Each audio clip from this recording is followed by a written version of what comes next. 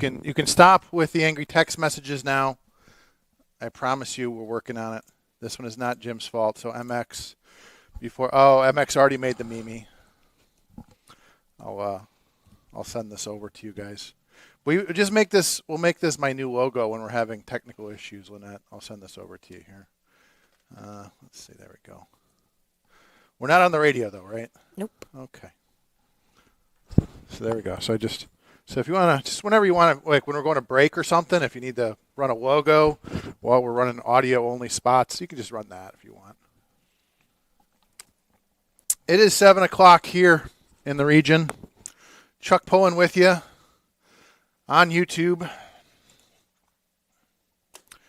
And who knows at this point? We may end up on maybe the Spotify works. I don't know. Maybe we're on SoundCloud. I know we're not on the radio. Maybe we're on Twitter or Twitch or whatever. Who knows? We pushed a lot of buttons, and we saw a stream, and we have no idea where we're at. Jim's going to get us on the radio shortly. Kudos to you. This may be the most difficult broadcast to find. It's like a hidden gem. If you can find us, kudos and congratulations to you if you're listening right now. Thanks for sticking with us. We promise we're working on it. I should post this meme. I should just make this meme our new WJOB logo until Jim gets things sorted out. That'll just be our logo. Because MX always blames me. I told him the other day, I was like, hey, I could help do this and do that. He's like, I've seen the way you wire WJOB. I said, my friend, it's 100 years of not Chuck wiring at WJOB. I don't know how close we are to getting on the radio, but I feel like we should do traffic and weather, but I also feel like I'm going to get halfway through and he's going to say you're on the radio now. So I don't know. We have a caller. We have a caller?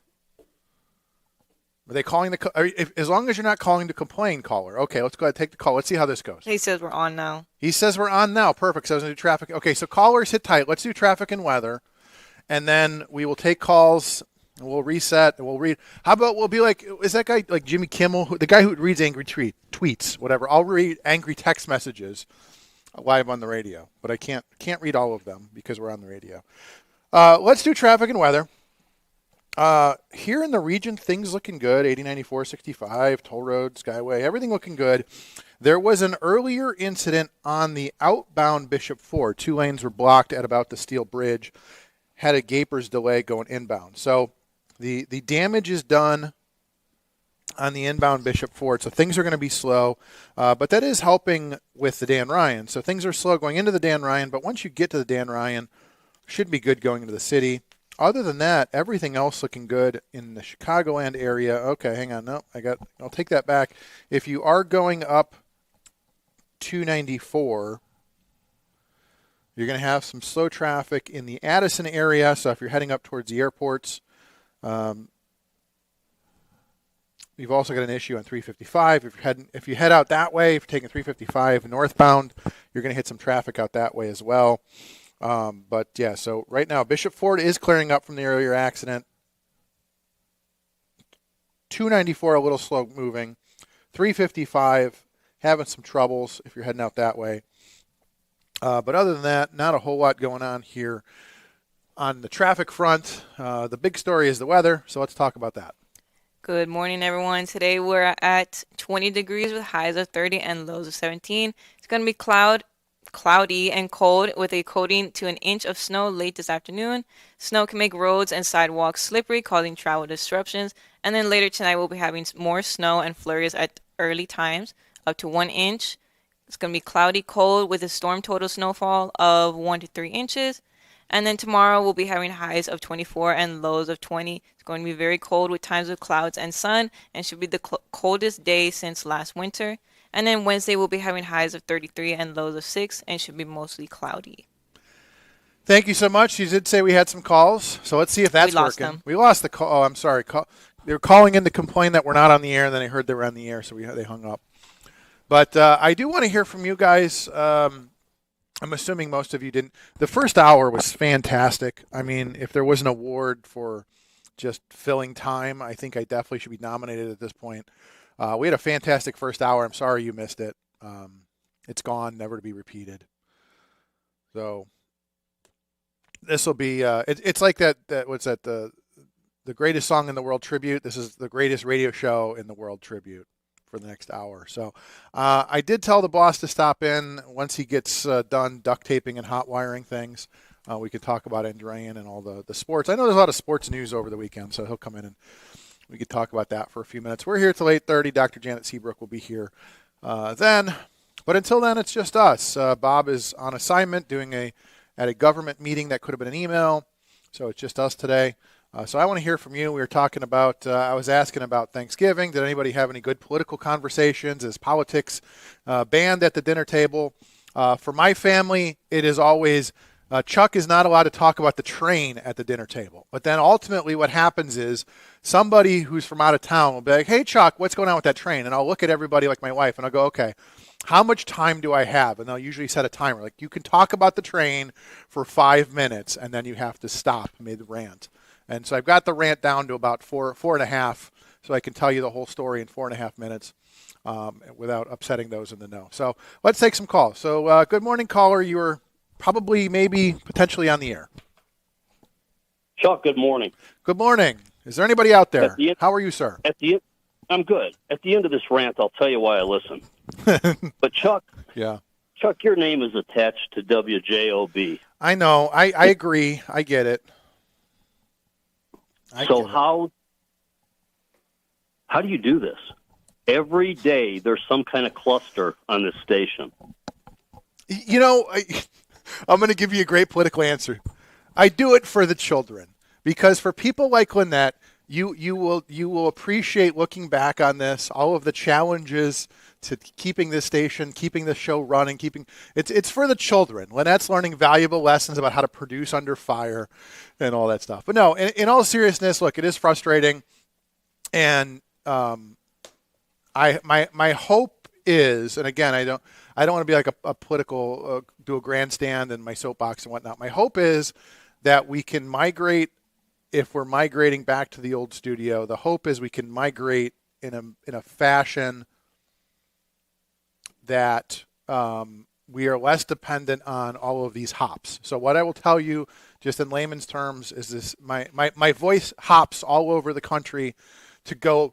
It's a funny thing. Again, we talk about data. My voice hops all over the world to go 2 blocks north to Hammond to the transmitter. So the goal is to eliminate those hops. I'm a KISS guy. Keep it simple, stupid, because the more hops, the more problems. I think there's a rap song about that. More hops, more problems. So that's the goal, is to simplify the flow. Okay. So if you happen to be on YouTube and at the same time happen to be on the radio, which is a miracle in and of itself each day with this station. Yeah. Then we don't know what shows are coming on, what time Chuck starts and what time Chuck finishes. The producer's running late. No, the producer was here on time. Lynette was here on time. She was here early. Don't blame her. I will tell you this, that out of all those producers, you have the best one right now. Thank you. I mean, she got a nice smile on her face. Good. It's hard to make her smile. So good. Kudos to that. You've got her smiling. She appreciates that. But Chuck, this would be like MX coming to me and telling me, we're going to build the 2nd, 3rd, and 4th floors on this building out of steel. And I look at him and say, the foundation is balsa, MX. It's balsa. Why are we putting layers 2, 3, and 4? Oh, we've got these podcasts and we've got this sports, when the foundation is balsa. The boss will be here shortly if you'd like to have that discussion with him. No, look, I am, like I said, I agree with you on the idea of having a solid foundation, and that's one of the issues you run into with especially with I don't know how old that building is, like 50 plus years old at this point. One of the simple fixes on this, I believe, and I'm not the engineer you are, is when callers go, you have no volume to speak of when people try to call. And Jed laughs it off. Everything's a joke. And it's just, and here, and I'll end my rant with this. The reason I call in and I listen every day is I should give Jed a fee for being a motivator to remind me not to do everything half-assed in my life. I don't disagree. I appreciate the constructive criticism. We'll certainly take that under advisement. No, I agree. I completely agree. And I think that my hope is that migrating back to the old building and going back to a keep it simple, stupid process will make things work better. I think that we need to go back to basics. We need to work on that foundation. I don't disagree with you. So I appreciate the call. Let's take some other callers. Because that's what I love at 7:10 in the morning is being berated because Huddle or some AWS stream is down. But let's take some calls. Good morning, caller. You're on the air. Good morning. Good morning. How are you, sir? I'm doing fine. I just appreciate having those veteran people on this morning, being a veteran myself. Oh, was And Veterans what it Views means- was on? Okay. Yes. We had And no it- idea. it- The WGLB, it's a- it's like buying one of those mystery boxes. You never know what's Yeah, going to be on, yeah. and you never know what you're going to hear. So I just wonder, in America, when will the veterans be given their just due? Here in Gary, Indiana, we have what we call Veterans of Northwest Indiana. okay, It's about a hundred units where veterans who can't afford, and having hard times, they will not be sent to the streets because they've served in wars. Now, if you don't believe it, Veterans of Northwest Indiana, it's in Gary. You don't have to. is this the I know veterans? people- This is the NWI Veterans Village. Is that? Am I looking Yes, this up? Okay, yes, great. That's what it is. Okay. See, sometimes people don't want to give our community credit for anything, but this is anybody who lives in the state of Indiana, I guess, and you don't have to really live in the state of Indiana. You come here from another. That if you are homeless, and even if you're not homeless, maybe the situation you have in hard times. That is a place, and it's a beautiful place. You just pull it up online; it'll show you. It's a beautiful place. No, I'm looking at it right now, and it looks like they do a lot of stuff. That always, it's one of the neat. Go ahead. And they're supposed to build another one, add another 100-something unit. My understanding of probably by this time next year it will be built. And so it's just a great thing. I think the veterans have really been mistreated. And what I mean by mistreated, some of them have gone into these wars, unjust wars, like I did, unjust war, because somebody say we have a conflict. I'm a Vietnam veteran, by the way. So in your case, it was the Gulf of Tonkin. I had a discussion with a Vietnam vet yeah. on Veterans Day about that. Yeah. Okay. Now I went in there. We went. You know why we went to Vietnam? Maybe you don't know. I know. Going back to this idea of, and I'd love to get your take on it because I'd love to hear what they told you and kind of what we know now. No, what I witnessed, not what they told me. Yeah. What I Okay. Go ahead. Okay. When I went there, I'm gonna tell you. I'm gonna give you why we went there. We went there to keep the Vietnam from going communist. It was Saigon. Okay, we left there. We didn't win the war. We lost a lot of lives. But today that is called Ho Chi Minh City. Ho Chi Minh City. Saigon is Ho Chi Minh City. So Right. it went back communist after we spent millions of dollars blowing up and whatever. But it was a bad thing on the terms of the Democrats was in office. And let me just say that the Secretary of Defense is forgot what his name was. He's a 5-star general. And we left there and we came back. We blew up the town and then we were there. They told us, the Vietnamese, we don't want y'all over. They didn't like us. You didn't know that. We were there. We came here to try to keep you all from going communist, Hanoi and South Vietnam. And like I say, and you could pull that up there, Ho Chi Minh City, what it was Saigon. Yeah, the fall of Ho Chi Saigon. Minh- Yeah. Yeah, it's Ho Chi Minh City today. And matter of fact, last night I seen a couple of veterans of Vietnamese people there. They were just so glad to be in America. And they thanked me for my service coming over there. And they said, well, it went communist after we pulled out. So I looked today, the Secretary of, he called it Secretary of the War. That's Right. not a Secretary of War. we're not going to guess what was supposed to be Secretary of Defense, Pete Huxley, whatever his name is. You know what I'm talking about. He called it. Now he's renamed this. Are we in here just creating wars? The War Department. And again, Secretary of Defense has a meaning. Right. Secretary of Defense, we defend whenever we call on. We don't want to say we're wars. And it's the same guy. We just gonna blow up everything or kill them all.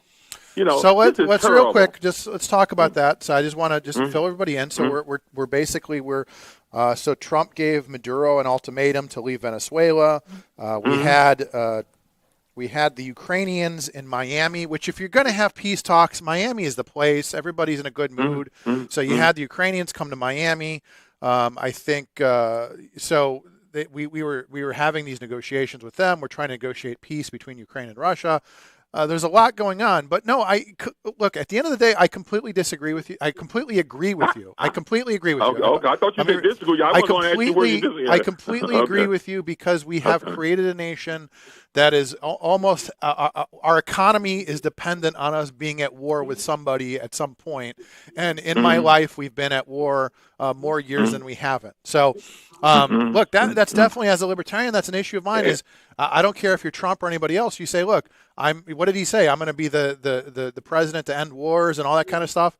That's one of the things that well, right. And that's what I'm saying is that for me, that's what I want to hear. I want to hear a guy who says, look, we're going to try to negotiate peace with Ukraine and Russia. We're going to stay out of, we're going to try to end conflicts. Even like this story, again, I'm going to try not to digress too much, but even what happened in Washington, D.C. on Wednesday, the suspected shooter was from Afghanistan that we brought here as part of this program to bring Afghanis that supported us in Afghanistan, bring them here. And that's a suspected shooter. It's sort of like one of those things. The more we meddle, the more problems we create. It's sort of like for me as libertarians, I just stop meddling, right? Maybe we just stop meddling for a while and see how things work out. And my condolences to those individuals. Right, absolutely. It's a terrible thing we had. It was a terrible thing to happen. Right. But again, probably they shouldn't have been there. They had but that's the question, though. Let's have that discussion. They had no experience in terms of going and do this. These were basically people. I don't even know if they had to stand by. Why did they need them? Why you have the police? You have people who have a lot of but again, when you have someone directing those people who, if you put down department head, Secretary of Defense, let them know. Don't be talking about Secretary of Wars. So I'm just simply saying that there's something wrong in our country, and trust me, I think I'm a patriotic, but I'm against anybody who's basically trying to weaponize power, our political opponents and stuff. Just be a president, a good guy. If you put a person there, and did you authorize him to say he's a Secretary of Wars? And when you say you're against wars, you trying to end them. But he said, why wouldn't they say Secretary of Defense? Lord Austin, you don't probably know who that name, Lord Austin. Yeah, I know who that is. He was the former Secretary of Defense, not Secretary of Wars. Okay, yeah, and so he's called. So right now, this guy he's got diarrhea at the mouth. He just say, just blow them all, kill them all. I don't want that. This is not. But again, that's been American policy, and as we see, that just keeps backfiring. I mean, again, going back to, as you mentioned, I think we can hear now. You guys are on the. Just be careful. I can still hear you. Hear them on the I can hear you too. Oh, just bad. be careful. Sorry. Mute your mic. Okay, so going back to, we talked about Vietnam. And then we had, weapons of mass destruction in Iraq. We had the babies in incubators in Kuwait. I mean, so when I look back at American history, I see a series of deceptions that has led us to war. And like you said, whether, we talked, it was your friends were in Vietnam. My friends were the ones that went to Afghanistan and Iraq, and either they didn't come back.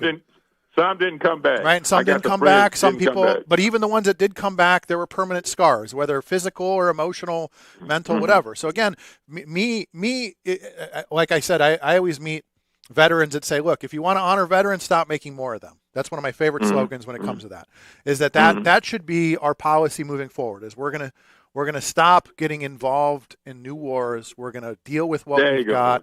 No, I completely agree with you. And again, we can't afford this. We can't afford to keep going to war and blowing stuff up. I know Jim said last week. Jim said, "Well, Ron, I disagree with you on something." Of course, you have to disagree with me on. I disagreed with you on something, Jim, but you never did tell me what it was. So I'm just simply saying that I'm not always right, but if you stand corrected, I will back up. But otherwise, I'm gonna put it in drive, not reverse. Right.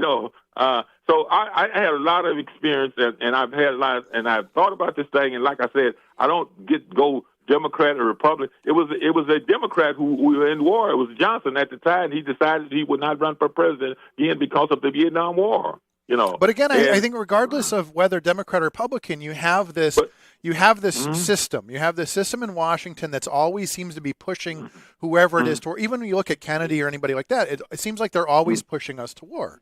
And that's the question: is like you go there. And you have this entire, you get in a room and there's all these guys telling you, oh, we got to blow up this guy, we got to do this, we got to do that, and that's just, again, that's what happens. So and now let me say this, and I appreciate you giving me appetite. Now we are faced with another war right now, because what the president, I have to say the president of the United States, what he's saying now is that right now we're going to go in and we're going to take over because some other country needs our help and support. Charity begins at home. Okay, Ron, I'm getting the big hook from Jim. He's saying you got to go. I know you do. Jim, I'll talk to you, Jim, on that. Ron says he'll talk to you later. Okay, but we got to take a break, Ron. I appreciate the call.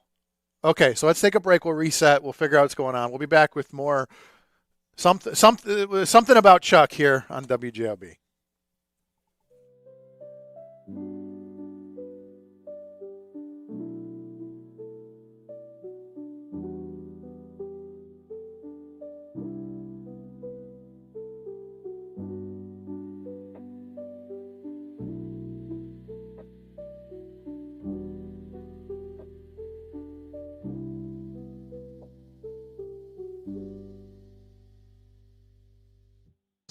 Plus, Schneider truck drivers, don't miss out on the unmatched consistency of a Schneider driving job.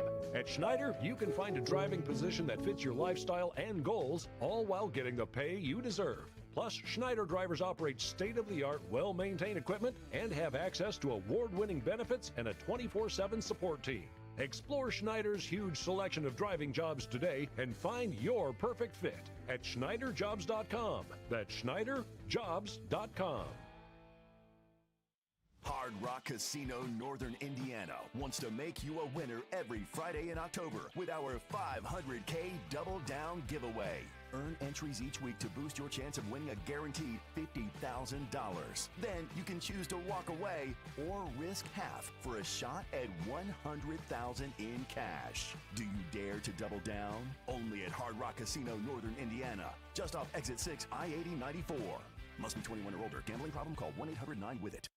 Life's biggest challenges don't come with a warning. When legal issues arise, whether it's a car accident, personal injury, criminal charge, or representing you before municipal boards, you need a trusted advocate on your side. At Westland & Bennett, we listen first because your story matters. We provide strategic, personalized legal solutions to protect your rights, your freedom, and your future. Peace of mind starts with a conversation. Call 219-440-7550 today for a free consultation. Tech Credit Union supports the essential role of union labor in building strong communities. That's why we offer hassle-free banking, financial empowerment, and a commitment to your success. Save for the future, handle life's challenges, and trust a partner that stands by hardworking union members. Tech Credit Union, the better option for you and your money.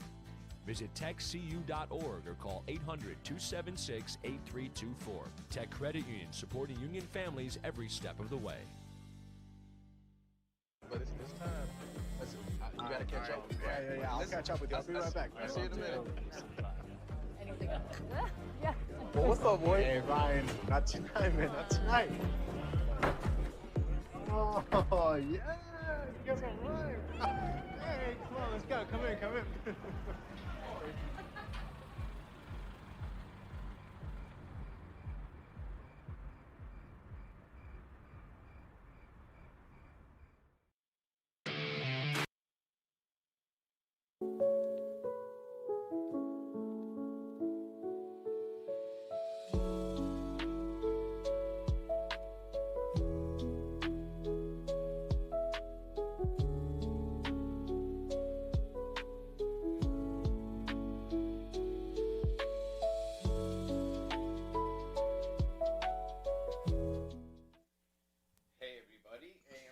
How's that working out for you? I can't hear myself. We can't hear you either. So good luck doing traffic and weather. Channel 2, Channel There we 2. There you go. How you doing? How you been, man? I've been good. It's been a fun morning. Of all the things I can say I didn't expect this morning, well, I should have expected it. But okay, so I'm going to take a look at traffic, and you tell me where I'm going wrong. So I'm listening for you to do traffic, and you're like, because I wasn't even ready. Because you guys she points at me and says, "Hey, you're on the air." I was taking a let me nap. see, is there anything there? I'll do it. 294 around the city looks good. It doesn't 80 going It east doesn't. and west. It's slow around Addison, and you've got an issue on 355. Hold on a second. Do you think anybody cares about 355? Yes, there are people that go out that way and head up north on 355. There are people that work out that way. Going up to the airport, there are they people say that it's a avoid 294. They take 355, and then they end up stuck in worse traffic on 355. So if you're trying to avoid the traffic on 294, thinking you'll take 355, you know how many more miles it is? Right, and it's like $8 or $10 extra too. Hey, listen. But there are people that do it. 294 around the city says it has a 4-minute delay. That there was an earlier problem that should be erased shortly, but he's right. There is a problem at about around Oakbrook, Western Springs, Oakbrook in the construction zone. 80 going east and west looks good. The Bishop Ford is good, but the Dan Ryan's pretty bad. So the Bishop Ford, there was an earlier accident outbound Bishop Ford at the Steel Bridge. You had a Gapers delay. Inbound, that's been cleared up. But well, why would you say about something that already happened? Because you want them to know, because there's a slowdown on the Steel Bridge. So if you're sitting there doing there isn't a slowdown. There is a slowdown on the Steel Bridge. You see where it's yellow over there, where it says 94 by the thing? Right here? Yes. Where? So the slowdown starts at the Steel Bridge. I mean, I'm just warning them because this was updated 10 seconds ago. Okay. So, believe me, I was following that too. The problem is that when you have a problem on the Steel Bridge, it's like corpuscles. So there's going to be you're going to tap the brakes at the Steel Bridge, and then you should be good. No, then the backup goes further on, as you well know. It turns into the. But I'm saying there's going to be a brake tap where the accident was, and then you're going to have light traffic until you hit the Dan Ryan. It'll be slow moving all the way in after the $2 billion renovation at the Circle. There's still traffic there. So, anyways, the Dan Ryan's bad all the way up. Skyway Toll Road looked good. Borman I-65. Now, but I'm also mentioning to them because I told them there was an earlier accident. They go, "Well, Chuck, what about the earlier accident?" So I tell them there was an earlier accident. It's been cleared, but now, as you said, the traffic has moved further north. So you're good. So if somebody's getting off like at Sibley, they go, "Hey, is there still traffic over there?" No, the traffic's good. So if you're heading like to Sibley, you're heading to whatever, you're heading to like Dalton or something, traffic's good for you. If you're heading downtown, you're going to hit traffic. I'm going to come back to this. Can you do the weather, and we'll come back to this? Because I know what's happening. I'm going to let her do the weather, go ahead. And I'm going to fill up my coffee. Okay. Good morning, everyone. Today we're at 21 degrees with highs of 30 and lows of 17. It's going to be cloudy and cold with a coating to an inch of snow late this afternoon. Snow can make roads and sidewalks slippery, causing travel disruptions. And then later tonight we'll be having more snow and flurries at times early, up to 1 inch. It's going to be cloudy, cold, and with a storm total snowfall of 1 to 3 inches. And then tomorrow and Tuesday, we'll be having highs of 24 and lows of 20. It's going to be very cold with times of clouds and sun, and should be the coldest day since last winter. And then Wednesday, we'll be having highs of 33 and lows of 6, and should be mostly cloudy. Thank you so much. You know what I miss is having somebody call in like the Elephant and say, "You guys didn't mention the weather or the wind." Remember, what did you say? Is like, "Hey, you guys didn't mention the wind today." You know what? I think in memory of Elephant, I'll tell you right now that we have so first of all, can we start a segment right now that we'll play later? All right. Don't touch anything. If it's working, don't touch it. We're going to go from exactly 7:29 and 30 seconds to exactly 7:52. She's going to cut it, and you'll hear it later in the day. Okay? Oh, really? So That'd this be is amazing. all right. So there's two things happening. First of all, I know that look that you have about traffic and talking about traffic and cars, because I had it for 20 years. Right. And I get that when I start talking to people. I'm like, well, what do you think about traffic? Oh, and no offense, Lynette, but they always go like, when you're there, I get decent traffic, but no, the young people don't know the names of the roads, right? Nobody knows Bishop Ford. Do you know what the Bishop Ford is? I've heard the name. Okay, there you go. Right. Or Dan Ryan. You're Dan Ryan or the Tri-State. Adelaide Stevenson. Yeah, but you have what I can see as the Chicago commuter panic, anxiety, high-strung nature to your life. We have one of the highest commutes in the country. Uh-huh. And it's because of stuff like that. Can you turn your mic down now? Is that the Because mic or is that your coffee No, pot? I'm doing a coffee pot back there. So here's the thing. You're still in that, right? Because I'm doing it right now. I'm going to do it in an hour. No, and you're going to drive up there, and I get that because I lived it. And then when I came and quit doing it 20 years ago, I'm like, you know what? Just slow it down. I'm in a 102-year-old radio station, and I drive 4 minutes to work. You know, once in a while there's a problem or Right. whatever. The sports has really been a kind of a wrench, as you well know, but I want everybody to know that ultimately the sports, which was an amazing weekend with the Andrean and Maryville being at the football finals, it was just crazy. We had 1 million views on Facebook. Wow. And but anyways, I want to say congratulations to both Andrean and Maryville. I think I'm going to try to get a coach or something on later in the week. But there's a certain tension from commuting. So can I tell you why? So let me give you a perfect example of Wednesday afternoon. I'm heading back home. I left early because my kids were waiting for me. I had to be somewhere, all this kind of stuff. I'm coming home. I'm getting through the usual traffic, outbound Dan Ryan, all that stuff. And then the Bishop Ford's a parking lot. I wasn't expecting that, right? I wasn't listening to the traffic reports. It's the usual traffic. I finally start digging around, and what happened? There was a shooting on the Bishop Ford. The Bishop Ford shut down, down in the River Oaks area, down that way. And so the Bishop Ford shut down. Had no idea. Had I had any inclination an hour earlier that the Bishop Ford was shut down, I would have taken a different route. Or at the very least, I wouldn't have sat there for a half hour debating. Do I keep going? Do I jump off? At least when something like that happens, it's good to give somebody a heads up. Like, hey, there's a major accident on 65. Something's going on the Bishop Ford. At least give people that heads up. Like, hey, something's going on. Pay attention to it. Whether we're going to sit there and we're not going to give them a minute by minute traffic update, but at the very least, I'm giving you a heads up. Hey, something's going on. If you're going there, think about alternates. If you're getting off at Sibley, here's your option. All right. So you've just basically proved my point about the frustration that can build, right, which we from have commuting. And sure. I know a number of people that commute, and I'm like, man, I know that game. And even people who run into me are like, God, you were different when you were going down to the city. You were all hyped up all the time. Now I'm like, hey, whatever happens, happens. Right. And I know that clashes with you, but I want people to know that we finished our best season so far, which was football season, and that ultimately there's a mission here, and that is to get as many kids on the air as possible and stream them to as many people and then connect local businesses with the whole process.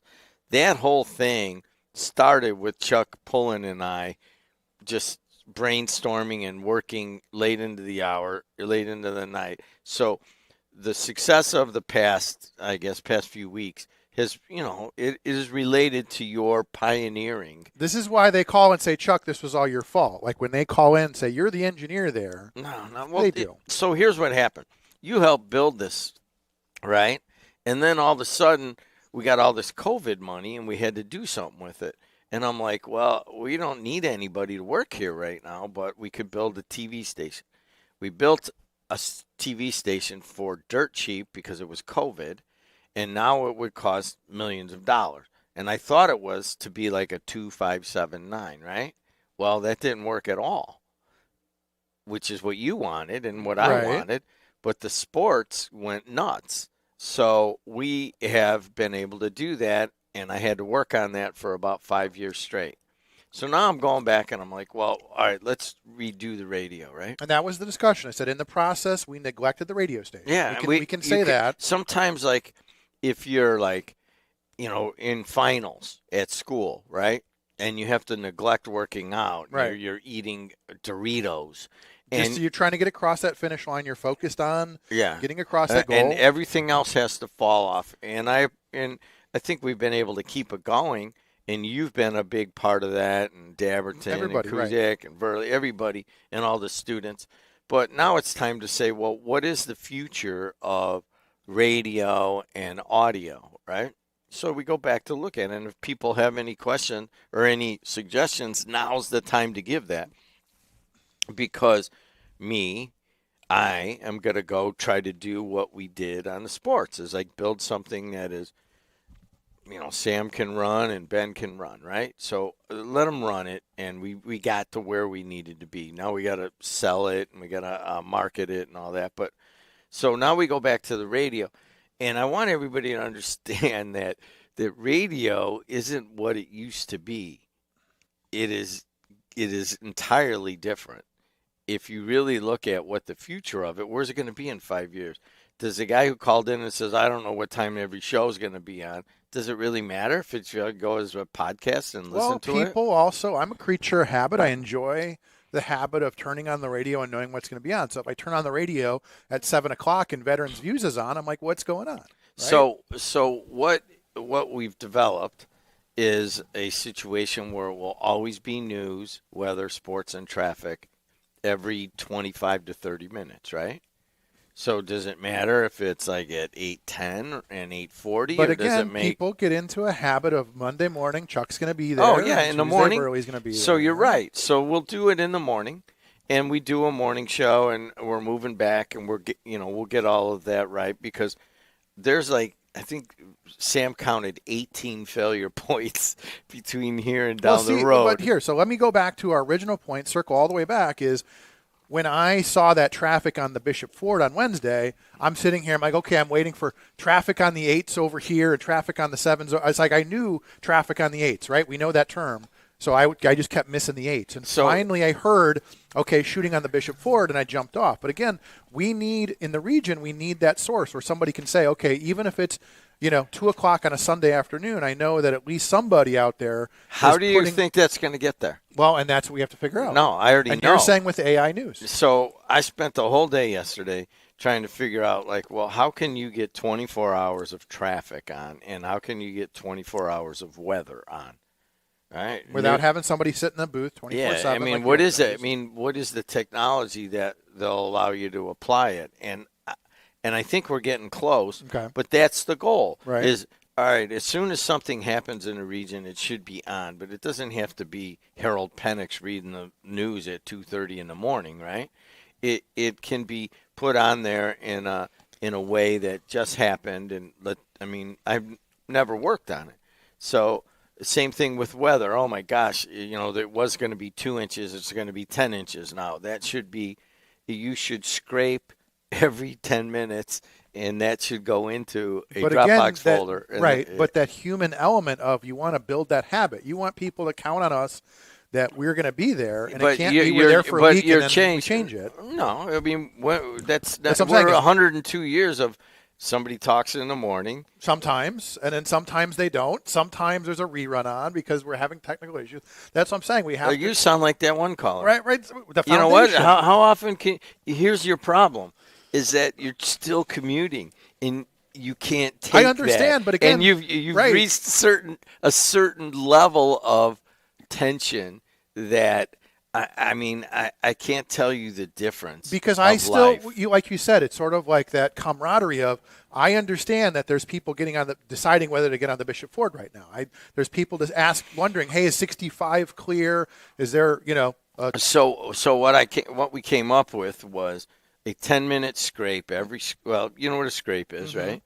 So we'll be able to scrape every 10 minutes, and then it will go on, I think, on an average of every 27 minutes. 24 hours, right, will be the most up-to-minute traffic.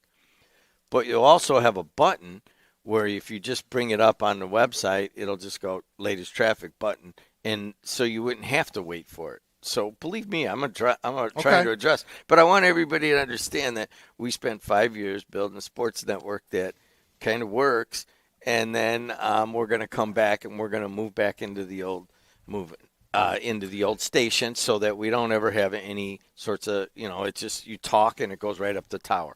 All right, so here's one I want to ask you about. I'm watching the news shows yesterday, and they have this Bohassic guy. Have you ever talked about I him? didn't know about him. Isn't no. he like from Michigan City? or Michiana something? Shore? He's All a right, Republican so- from Michiana Shore. Yeah, Indiana GOP State Senator says he will vote on redistricting push after Trump used a slur. He used the R word against Minnesota Governor Tim Walz.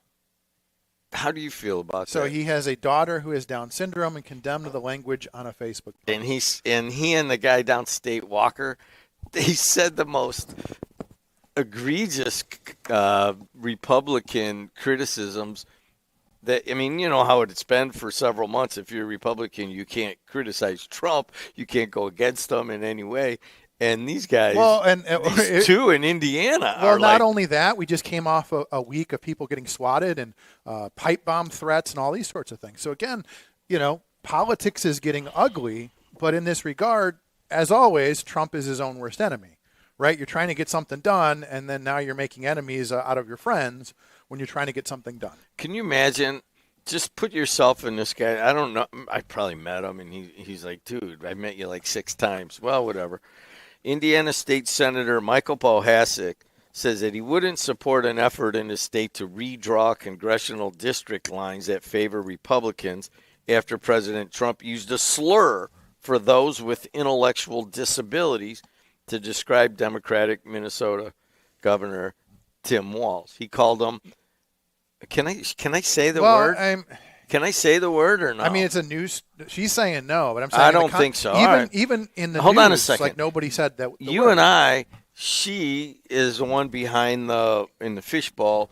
Lynette makes the call. I'm not going to say the word. Okay. But it starts with an R, and it refers to people with intellectual disabilities, okay? So here's what he says. He goes, this is not the first time our president has used these insulting and derogatory references, and his choices of words have consequences. I will be voting no on redistricting. Perhaps he can use the next 10 months to convince voters that his policies and behavior deserve a congressional majority. He goes on to say, basically, I think what is happening is Trump's trying to get all these districts changed because he's afraid to lose the majority, and then they'll impeach him. They'll impeach him right away.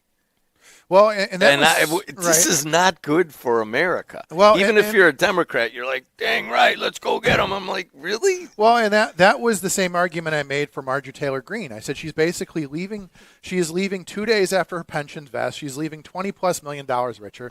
She's getting out of town before the potential midterm switch and these consequences for Republicans. So again, I say she's the smartest one in the room to get out of there when she can. So, I mean, that becomes the question is, do you really want, or even going back to Joe Biden and his proactive pardons and things like that, like, is that really how you want the country running? Is as one side's about to lose majority, they're panicking, going, we got to issue pardons and we got to do this and do that. I mean, for me as the outsider, I say, like I said, like I've been saying for weeks and months and years now, like, this is not a way to run the country. This is not normal behavior. And everybody's focused on this stuff and not the big issues like the debt and any number of other things. Well, I think you're right. I agree with you in that I feel like we're at a spot in history that in 20 or 50 years, they're going to look back on 2025, 26 as a major turning point in what? I don't know. Because it's pretty easy to map out and say, oh, here we go, and Biden came into office, and then it got wokeism, and it just kind of turned into like this woke mob, and it was real, which we all saw. Really happened. We lived it, and you we lived know it. Yeah, right? I'm like, I can't believe this is real, and people believe in this, but they do. And then it's gone the other way. Instead of like a woke mob, you got kind of like a MAGA mob. So we go from the woke mob to the MAGA mob. And now we're going into 2026, and you're like, what's going to happen? You know what I mean? It's like everything's all stirred up. And like this Bohasek, I'll tell you what, from Indiana are some of the staunchest opposition that has come to President Trump. The first one was the letter in the Washington Post by Mitch Daniels. And he says, you do not have to listen to the temporary occupant of the White House. You can make your own mind up and you can do what's right. whoa, and that's an Indiana guy. Now you got Walker saying that, and this guy in Bohasek getting national attention for standing up and saying, I don't need to go to the White House. I don't need any of that. Here, I'm just here supporting my people. And then you have 6 representatives that have left their jobs, and they're like heavy MAGA people because they feel like they're not even being treated fairly. So I think it's the kind of point. It's a point in history where you and I have to document it so I can play this in 10 years, right? Like right now, what we're doing here, what is it? December 1st of 2025. There's probably in 5 years someone's going to hear this on the radio if I set up the right system, and they'll be going, man, these guys didn't have any clue what was about to happen. Don't you feel that way? Like something's about to happen. Well, and this is what I've been saying from, we talked about this last week with the idea of telling young soldiers to ignore orders and things like this. But What again, now is that? you've got 2 young people that were shot in Washington, literally sworn in, or however, which doesn't make any sense to me as somebody that was Army Reserve. The idea that you're going to somebody will be sworn in and they say, okay, we'll go hit the streets. Doesn't make any sense. Well, here's one. How about the DOJ? Hey, go investigate James Comey just because. And they do it in 107 minutes. They got an investigation going on. You can't make this up. If you went and made this movie 5 years or 15 years ago, people are like, that's so silly. But here is my issue with this, and here's where I keep coming back to is this idea that even over the weekend, there was a bunch of no spend protests this weekend going through Black Friday, going through tomorrow, I think, basically saying we're not going to spend any money, which I say, originally they were saying we're not going to spend any money at all, which again hurts local business owners, hurts the people in your community. Now they've walked it back and said, well, we're going to support small business, but we're not going to go to Walmart. But what it comes down to is there's this idea, all of this hate and rhetoric is focused on Trump, where this idea of even the No Kings protest, we just got to get rid of Trump and things will be fine. Well, I've got news for you. Things weren't fine before Trump, and things aren't going to be fine after Trump. And that's the problem, is that we keep focusing. Well, it's all Trump. We just got to get rid of Trump and it'll be utopia. Things will be great. And that's the problem, is instead of saying, let's fix the system, let's fix what's causing all this rhetoric, what's causing all of this consternation. Instead of fixing that, we're focusing on the one guy. Just get rid of the guy and things will be great. You see, you're in the game. You want to work on the fix. I want to fix the problem. You want to fix the problem. Yes. And because I understand one man is not the problem. And typically, going back to 102 years of doing this, Colby would call you into his office and he'd say, hey, listen, you are not in the game. You're just reporting on the game, and you're just watching the game, and you're talking about the game. You can be both sometimes. No, though. you can't. You can be no, both. You can as a one-day-a-week host. I get it, right? But if you're really going to take your craft seriously, Lynette, and I tell this to Adriana, who kind of wants to get in the game sometimes, right? And I'm like, hey, listen, I like your attitude, Lynette, because A, you're really technically sound, and B, you don't get excited. You're like, hey, we've been here 102 years. If we're off for 10 minutes, don't worry about it. This is the first time I saw her smile 10 minutes ago. Like she doesn't even. But she's got. She should play. You should learn how to play poker because you got a hell of a poker face. Yeah, and she's just like, yeah, whatever happens, happens, and that's kind of my attitude. But I want to watch it closely. You want to change it, and I realize that.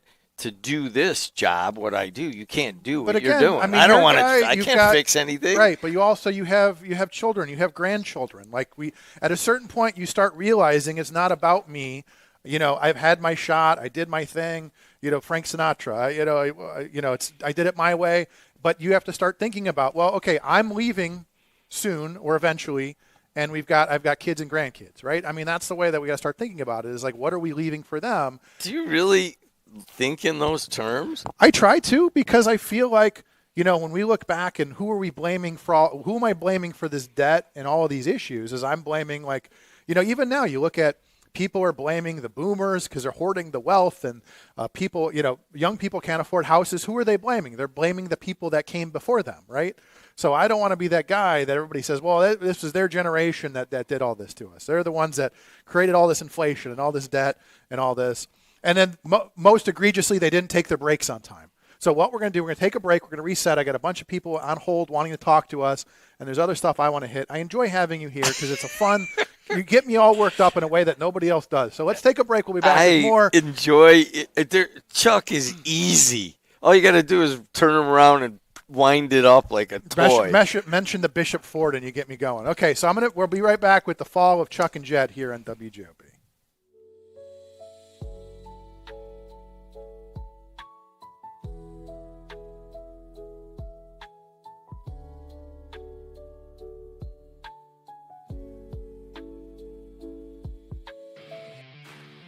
For over 140 years, the Central Midwest Carpenters have built our communities in Northwest Indiana. Are you ready to join the effort? We have long-term work, competitive pay, and the best benefits in the industry. We pride ourselves on innovative training and commitment to worksite safety. Earn as you learn as an apprentice. A solid career built on a solid legacy. For more info, go to carpenters.com.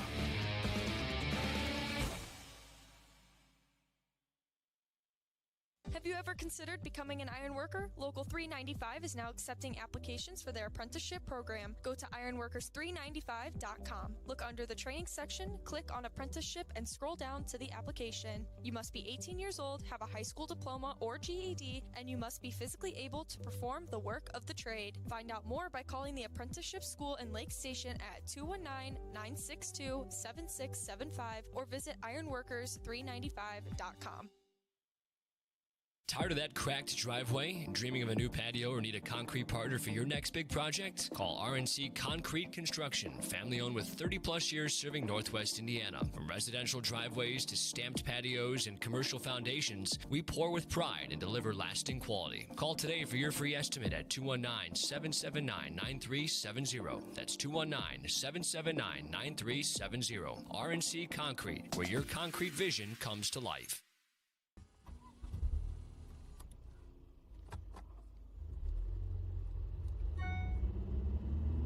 Siri, read me that text.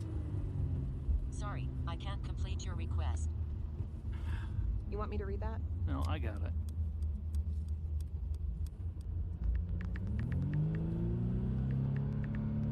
Construction zone. I see it.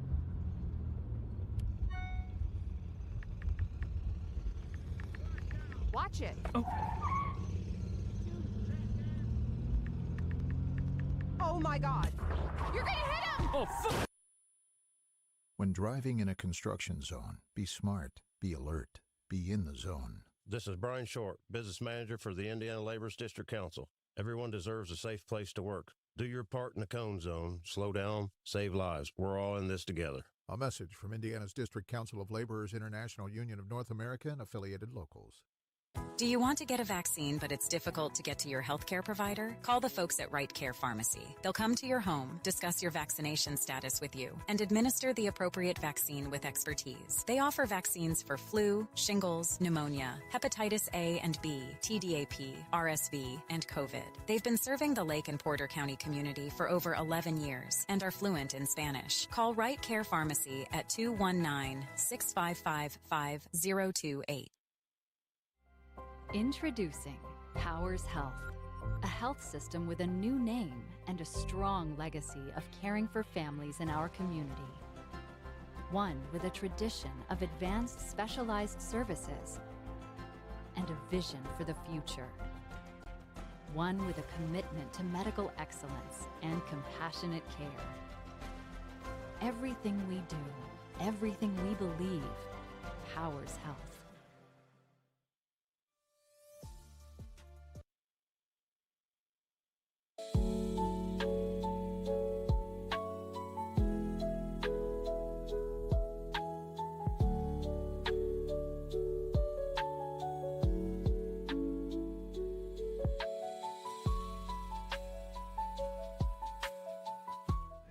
It's 7:54. Finish your coffee and your bagel.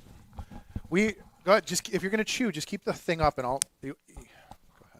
Do you want me to do traffic and weather again? He's got a mouthful. How about? Can you do weather first while I finish this? Yep. Good morning, everyone. Today we're at 21 degrees with highs of 30 and lows of 17. It's going to be cloudy and cold today with a coating to an inch of snow late this afternoon. Snow can make roads and sidewalks slippery, causing travel disruptions. And then later tonight, we'll be having some more snow and flurries at times early, up to 1 inch. It's going to be cloudy, cold, with a storm total snowfall of 1 to 3 inches. And then tomorrow and Tuesday, we'll be having highs of 24 and lows of 20. It's going to be very cold with times of clouds and sun, and should be the coldest day since last winter.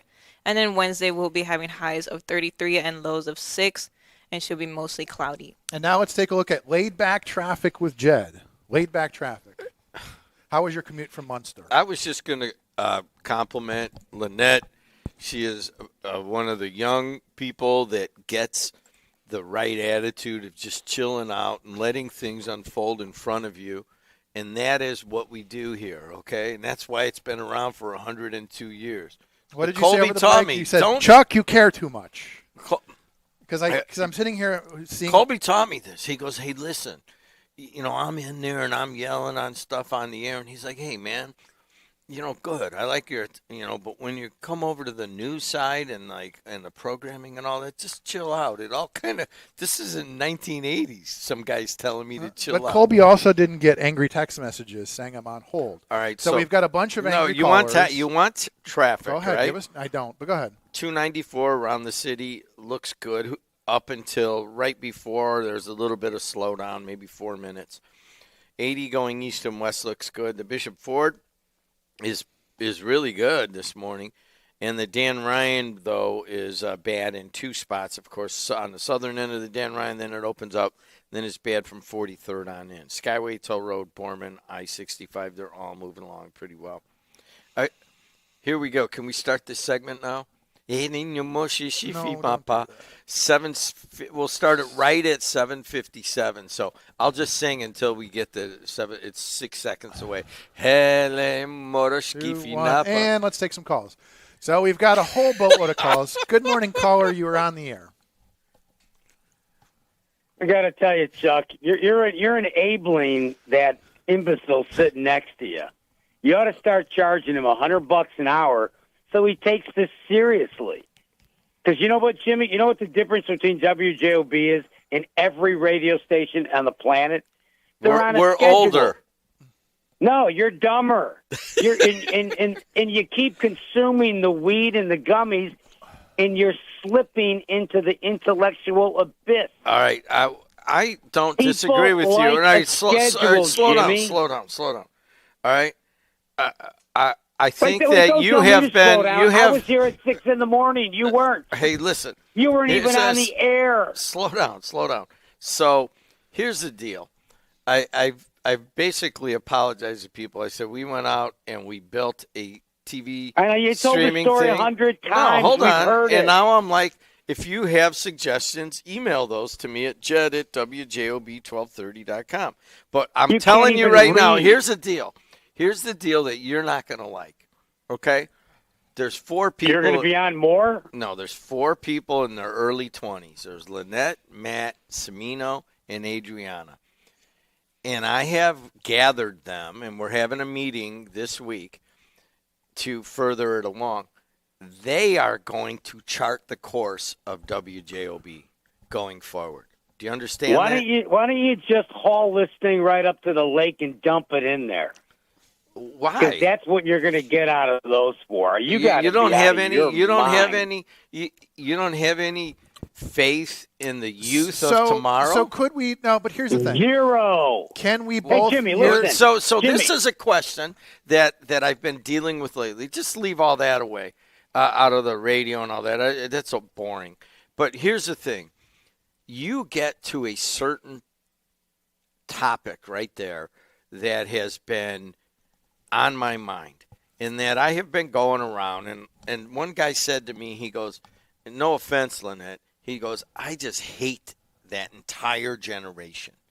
And the guy's 60 What years generation? old. You know, young kids that are 20 to 25 or 18 to 27. They go.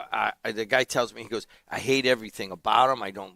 There's nothing I like that they do, and I just turn my back on the whole generation. And I have no faith in them. And I'm like, is that how you feel? Is that how you feel? You talking to me now? Yeah. No, I don't hate them. You don't get you have No, I'm Your asking ability- about the generation. It's not about me. I'm asking about that generation. Get off of me. Get on the I mean, I think that there is. You're the guy leading All right, the stop. show here, Jim. Stop. Just your attitude toward young people. My attitude toward young people is that, proven by any medical doctor, their brains aren't even fully developed yet. Their experience level in life is non-existent. They don't know if they should sleep on this couch tonight in their dad's basement or in their mom's basement on another couch. They don't know how to do laundry. They couldn't change a spare tire if God was next to them with instructions. And chances are they can't operate a microwave, which is why they're broke, because they order from Uber all the time. Okay. Okay? All right, so stop and for a then second. And then you go with this woke crap, Jimmy. All right, hold Look on. at- You got look- enough go- there. go- You got enough. Stop. So Can I tell hold you on. one No, more thing, you Jimmy? can tell us one more thing, but this is give and take for 102 years, okay? So slow down. So now Lynette's here, and she is a member of that generation, and let's let her say her reflections on what you just said. Lynette? I know how to work a microwave. Oh, So, fantastic. Great. Let me jump in on this real quick because I told the story on the air. So not too long ago, I realized, like last summer, whatever it was, I realized like my son is he's going to be driving soon, and he has no idea like how to change oil or tire or whatever. What a good lineman, by the way. He was, yeah. I wish he would have started. I mean, it was my fault. I feel, But I think he'll add to that program over time. He's a senior though. Oh, he is a senior. Yeah, I thought he had another year. No, so that's the problem. Oh, all right. So, but I get you. But so going back to my point is I realized my son probably doesn't know how to change a tire, change his oil. So guess what I did? I said, okay, here's how you do this. Or, change the toilet. I said, look, my kid probably doesn't know how to do that. We're going to go do that. So I put him under my car. I said, here's the oil filter. Here's how this works. So you could sit here and say these kids don't know how to change a tire. Well, then take them outside and show them how to change a tire. I mean, that's the thing is who's going to teach them? It's on us. Jimmy, look at the text line, the little chat line on YouTube. The average age of those folks is at least 45 to 50 years old. I don't mean to break the news to you. That's your target market. And then you got a girl doing traffic, not Lynette, who doesn't even know what the expressways are. Oh, I've never even driven on them. Oh, that's going to help you, Jimmy. That's going to go So well. this is why we do traffic, but more importantly, it is 802 in the region. You're listening to AM 1230, 104.7 FM in beautiful Hammond, Indiana. So I think what there's a disconnect here in that you are obviously got some, kind of negative energy toward the generation and some real heavy. Hold on. Those are heavy. All right, whatever you want to call it. It's an energy toward it. Okay. A reality, and only you know reality. You see, my experience has been completely different, okay? And maybe it's because we're on the campus and I've gotten just the cream of the crop of people in streaming and communications. I have been able to filter down to maybe 20 or 30 young people that I've had to, brought up. And Sonny's over here. I come in here one night. I forgot something at 11 o'clock, and he's sitting over here reprogramming something. That's the guy that's at the Big Ten Network programming your Saturday afternoons now. Because he has a – hold on. That ain't helping you. Hold on That's a second. not helping No. you, Rick. I'm not localizing it. I'm just telling you that I think that when we're older, we're not respecting this younger generation that's coming up and is trying to say something and trying to get some things done, and they are incredibly talented. And you don't. And I think in general, a lot of people that are older are like, they don't know they're blank from a hole in the ground, right? And no, I'm like, it just dawned on me, Jimmy. You use them as the excuse for you to do nothing. Because the only guy. all right, you're localizing it again. All I'm talking about is thank you. I'm good. I'm good. So here's the thing. So you talked about your laid back attitude and all that stuff. And can we agree that if we are instilling values into the youth of WGOB, we should instill a little bit of your laid back, you roll with the punches, but also can we impart a little bit of my engineer, do things in order to them as well. So we have a little bit of both worlds here. Hey, so like do things in order, and if things don't work out, it is what. Can we both impart our wisdom equally into these guys? I'm all for that. But what I'm not for is looking at an entire segment of the population and rejecting what they have to say and what they can do. Right. And I think that is very dangerous for us right now. We talked in the last segment about like, well, why is there so much hate? Why is there so much discord? And I mean, it's at some sort of breaking point right now.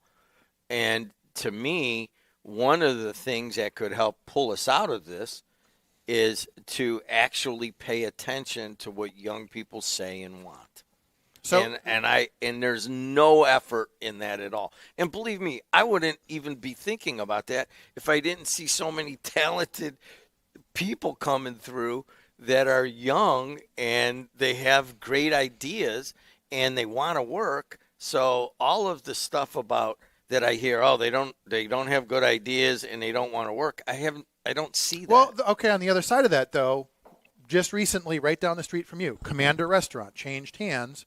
And do you know why? The same story I hear from small business owners all over the place. They say the next generation, we've been running this place for 3 generations, and the kids don't want to take over. The kids don't want to run the business. They don't want to do it.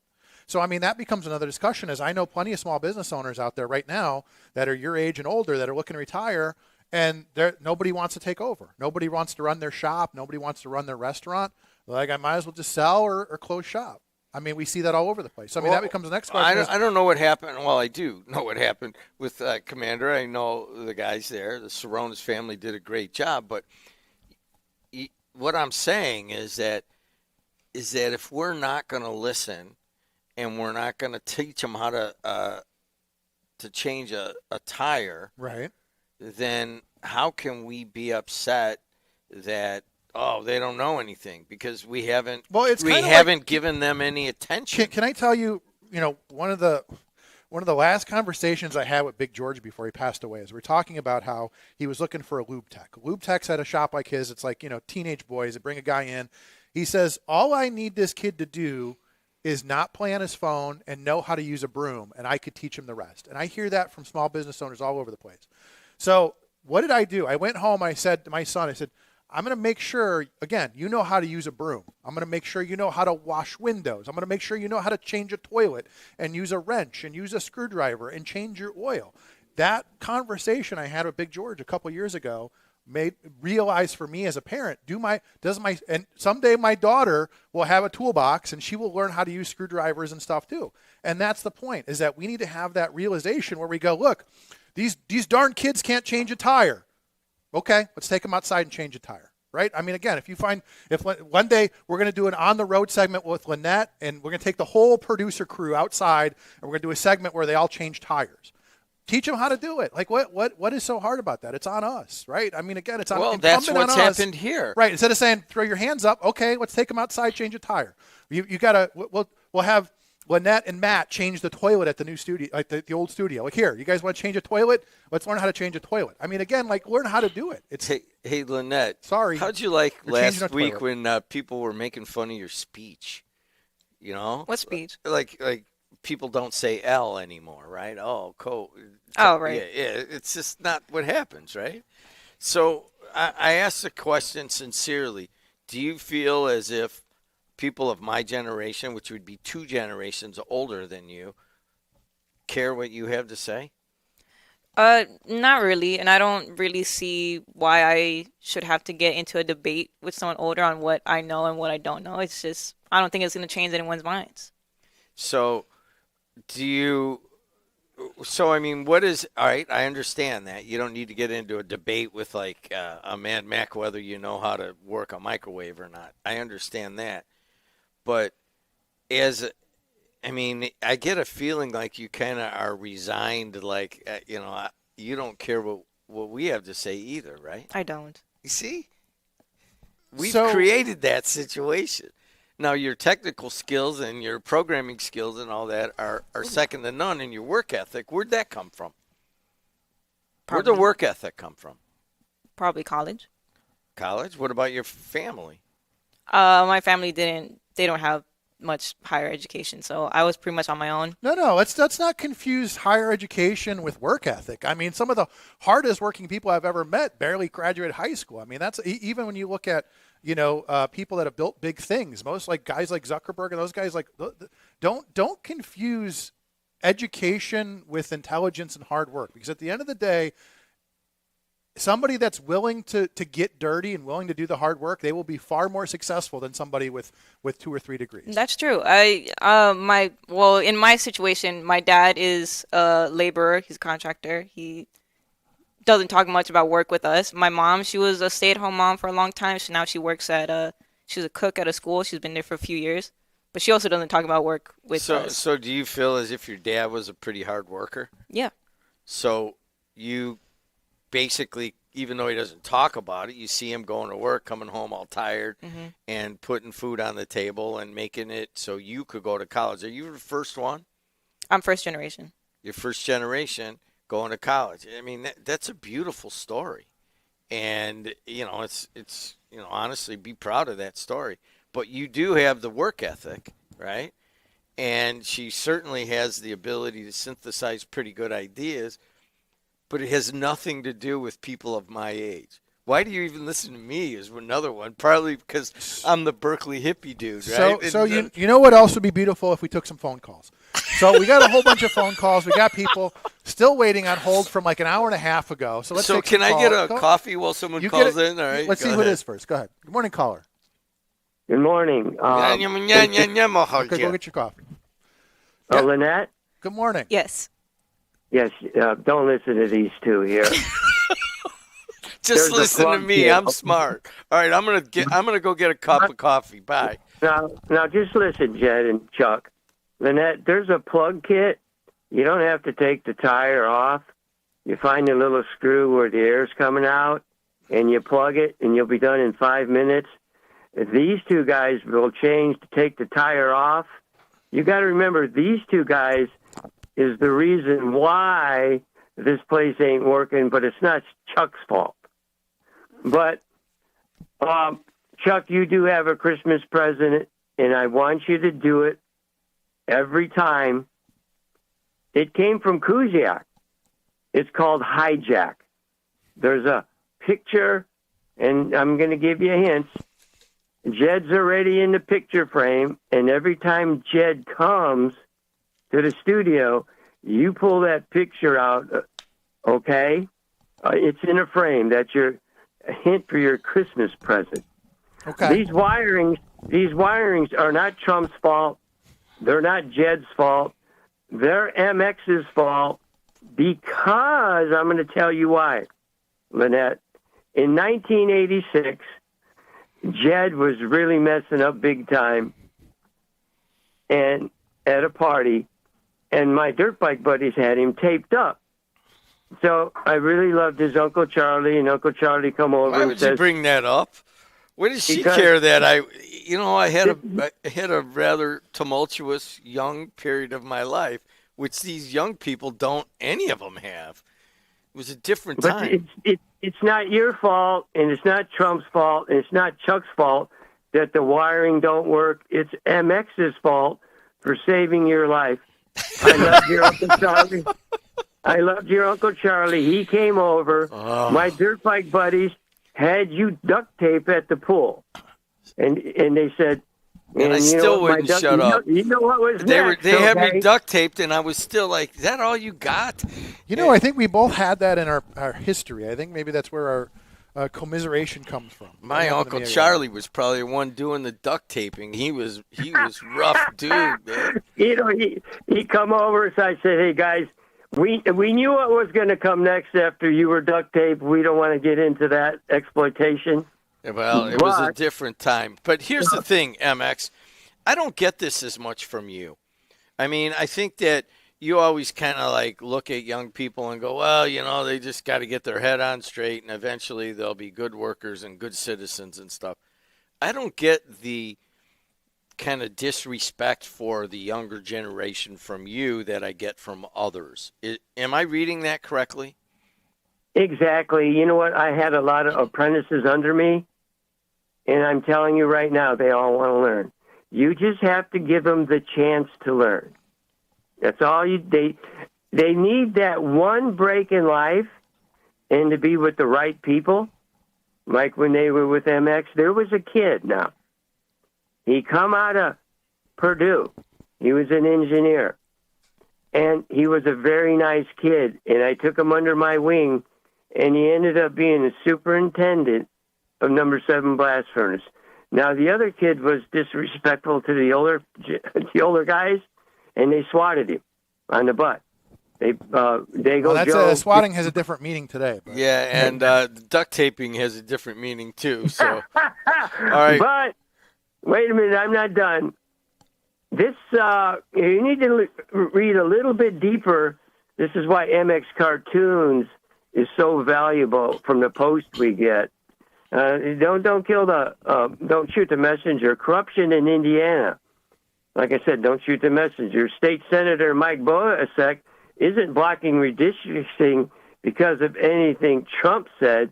It's because somebody got $1.5 million from our congressman. Now, I'm not going to mention his name because I lost my show. You need to go a little bit deeper, Jed. And, Jed, you got a Christmas present, too. And it's going to be a really good show. But this is all MX's fault. I wake up at 3 in the morning, and I said, I saved this guy's life. And it's not Jed's fault. It's not Trump's fault. It's MX's fault. Goodbye. Okay, Thank so you. real quick, though, Lynette, so when we talk about people criticizing young people, I'm going to read you a quote real quick. Children are now tyrants, not servants of their household. They no longer rise when elders enter the room. They contradict their parents, chatter before company, gobble up their food, and tyrannize their teachers. This sentiment was expressed by Socrates 2,400 years ago. So the idea that older folks are critical of the next generation goes back thousands of years, so don't feel too bad. Why don't we take our next caller? Can I tell a little bitty story here? Oh. Yeah. We got so many people waiting. I'm sitting over there, and Dabberton and Wilkening are sitting here, right here. And they're, you know what I'm talking about? And they're like, the one guy came out, the Secretary of Transportation, said, well, we got to make it so that people dress up to go on a plane. Right. Right? I don't disagree and they with should that's not think Walmart. about how great it was Right. to have people in We used to suits smoke and on the plane, ties. too. Let's bring that back. Like, And come on. they had really nice dresses and Yeah. nylons and And high we had heels. a full dinner Don't and we we could need to smoke do that? and- And Wilkening and Dabberton goes, well, Lynette, don't you agree that people should have to be forced to dress up when they go out? And Lynette goes, what are you talking about? Because I she knew has when they no asked her, I'm idea. like, do you remember that? How did you handled it well? Because what did you tell them? I said I don't look at people when I'm out in public. Okay, so so let's go ahead. We got a little bit of time. Let's take some calls. It's freezing in Good here. morning. It's perfect in here. Good morning, caller. You're on the air. Oh, my God, I am. I'm sorry. I was shopping for Cyber Monday for the last 2 hours. Hey, since what'd guys you came get? back What'd on you the buy? air. What'd you buy? Some equipment for the station. Look, I need a new. I need a Telos. A Telos Zephyr system is what I need for the phone. Hey, listen. I'm Are gonna you go going to steal buy 2 of them something off a today? truck. Are you going to buy something today, Cyber Monday? Oh, absolutely. I'm What? going to buy a Like what? soundboard. I'm going to buy a soundboard so I can come in and do a Ideally, a podcast and get Wheatstone. people calling and get in there, and just not, have one perspective all morning. But look, hey, Lynette, I'm going to change my entire call. I had one of the funniest calls of all time, but it doesn't look like we have any more time. But I'm going to Go ahead. come We back got to all the you time in because the I world. think We're fine. Go ahead. Okay, I think you're at a major disadvantage, Lynette. It's all by design, but I need a second. Look, Chuck, you said creatures of habit earlier. Everybody in the WJOB listening audience is a creature of habit. Hell, we're radio addicts. Right. I can't plan my day without a schedule or what time your show is going to be on. Otherwise, it's just chaos. I mean, I need to know what I'm going to do. Look, traffic. Yes, I'll take 355 to get around Chicago. No, all you the way to won't. Schaumburg, and I That guess is the absolutely, worst. I'll do it all There day. are I people do that it have all to day. go that way, and if 294 is a parking Yeah. lot, we'll pay the extra $8. Doesn't matter. I have right. timed it out. To drive the extra 22 miles to 355 is a fool's errand. You just do it It because you can want to still keep be quicker.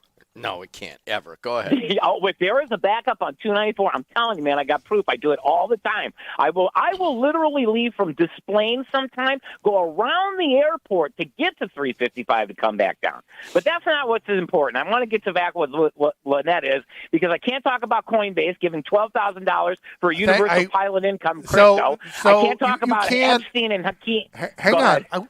Brad, I literally have the article pulled up. I've been waiting an hour to talk to you about it. So, yes, you can talk about it. So Go let's talk. ahead. No, Go go ahead. ahead. You go ahead. Go ahead. Oh, okay. So we can't talk about Epstein anymore because what is this? Hakeem Jeffries is now something with it. It's all bad.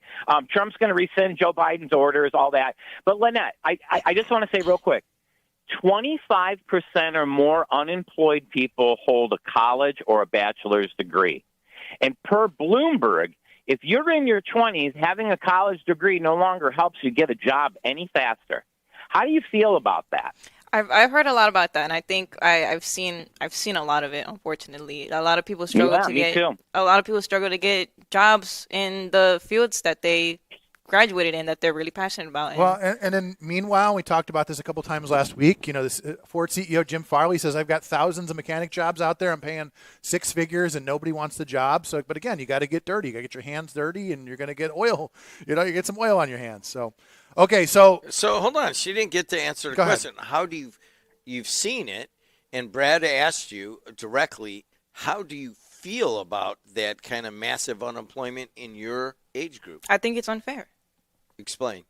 I think it was a lot easier for people back then to get jobs, and I don't know why it's changed so much now, and I don't know. It's by design. It's by design. Your entire generation is being killed off, in my opinion, and for lack of a better term. It literally, there is a divisive force trying to keep us from communicating with one another, and that's part of the problem. And we don't hate you guys. We don't. I actually personally am in total fear for you guys because I can see what's happening here. And the AI has been around a lot longer than they're telling us. It just was comfortable enough for everybody to accept it in all these manufactured times of tragedy is what I like to talk about. And I think I just really think you guys are going to have one of the toughest times of all. But you can't blame it on us. But here's the because thing, though, it's Brad. not What is Go tough ahead. times gonna create? It's going to create a tougher person. That is exactly what it is. So the it is what it is attitude isn't going to work, because the is what it is attitude is why we're at the place we are, because we didn't put our defenses up. We didn't put our defenses as an older generation up for you as the younger generation, as my grandparents did for me. They put up a defense and said, no, you get your butt out there and work. Nobody's going to hand you anything because you don't deserve it. As an American, you helped build this country. That's why everybody came here. That's why everybody came here to build. And nobody cared about what their race was. Nobody cared about how much melanin they held. Nothing. They went to work and created a juggernaut of an industry. And now they're trying to kill it with everybody's feelings and everybody's groupings and everybody's. If you are all about your culture, then go back to your country and celebrate it. That is not my culture. That is not your culture here. Everybody has a right to do it, but it can't be the main thing. Okay? That's where we went wrong with all this, and everybody's got feelings about it. And then when your feelings are hurt, what prohibits that? What prohibits progress? Feelings. That's all that's happening right now. So I don't know. Chuck, we can go back onto the USDC So let's crypto redirect. thing. That's So, more important anyway. Nobody cares. Select New Yorkers are set to receive $12,000 worth of cryptocurrency payments thanks to a new program by Give Directly. So according to Bloomberg, this pilot program provides 160 low-income New Yorkers with $12,000 worth of USDC, which is a stable coin pegged to the U.S. dollar. Brad, I was good until I heard USDC, then I'm like, you're just trading cash payments for cryptocurrency payments at that point. Yep. So, I mean, good concept, bad delivery. I mean, I guess what were your thoughts on this? I mean, what could have been done better here? I think Well, they're doing it perfect with the marketing. Yeah. I mean, if you think about it, this is the greatest way to bring in the digital currency and say, we've got a problem. We don't have a transportation problem in getting people food. We don't have a problem with growing the food. We just have a problem because we can't track the payments. But now we can give it to everybody. And unfortunately, we do have to go to this system because the present system that we're in is so corrupted. And I'm telling you, people, it is so beyond your wildest dreams, your worst nightmares, how corrupted this place truly is. And it's both parties. Both parties, both parties, both parties, both parties. I don't want to hear anybody's a hero because there are none. The heroes are right here behind the microphone and on the phone. So they shouldn't. I don't know, Chuck. I really don't. I don't want to see people struggle, but I also don't want a financial system that if I don't spend that money, it's going to expire. Yeah, and it's I an can't expire, save anything right? anymore. Exactly. Or Right. you can And only I use can't it, save but money also anymore. they can track how it's used, and they can use it for Right. all sorts of. And that's why I other say it's by design for people like Lynette, because they're designing a system that you can't win in. You're not going to get a house because you're not going to be allowed to save for it. And you know what? Everybody's fine with it because the new American way is whatever happens, happens. Let's end it right there. That's what it's all. Thank you, Brad. Hey, You got I it. got to tell you how much fun that was to just listen to him, listen to you, and listen I to would have him Lynette. come in one Monday a month if he'd come in. But Well, I mean, just the roles here. Like I'm coming in, and you're all tense, and I got to talk about this. I got to move the show along, and I'm in that seat a lot where I'm like, all right, I gotta kind of have a job here. But it is so nice to just sit here and like just watch the I world. always- See you all know. the thing he's complaining about. Hey, it is what it is. That's me. As Bozo But says. again, it's just like what you talk about on Tuesday. Like I don't have to prep because Verlie's going to be here and she's going to know what's going on. I don't have and to prep You don't have here. to prep. But I mean, I think we're a good team here because, like you said, you're the laid back one. I'm the one that's stressed about getting on the Bishop Ford in a little bit. And what is Lynette? She's soaking it in. She's like a sponge soaking us in. But this Lynette, is also there why something that we need to do right now? I can't remember what it is. Gotta take a break. Oh, yeah. We got to talk to our sponsors. Thanks to many of you that sponsor the thanks you for putting up with us. We appreciate the it, radio. You sponsor the podcasting. They had so much patience as we built one of the better streaming local networks in America. And it's all because of the following sponsors. Boom, boom.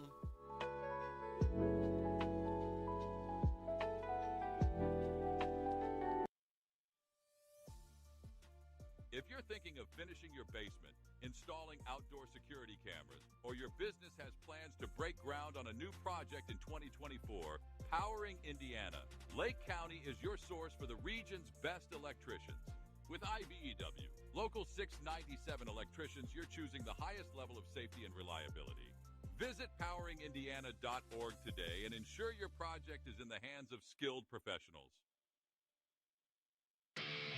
From the gas in your car to the heat in your home and the roads that you drive on, our work powers daily life. We are USW Local 71, the proud men and women of the Whiting Refinery. We're not just refinery workers.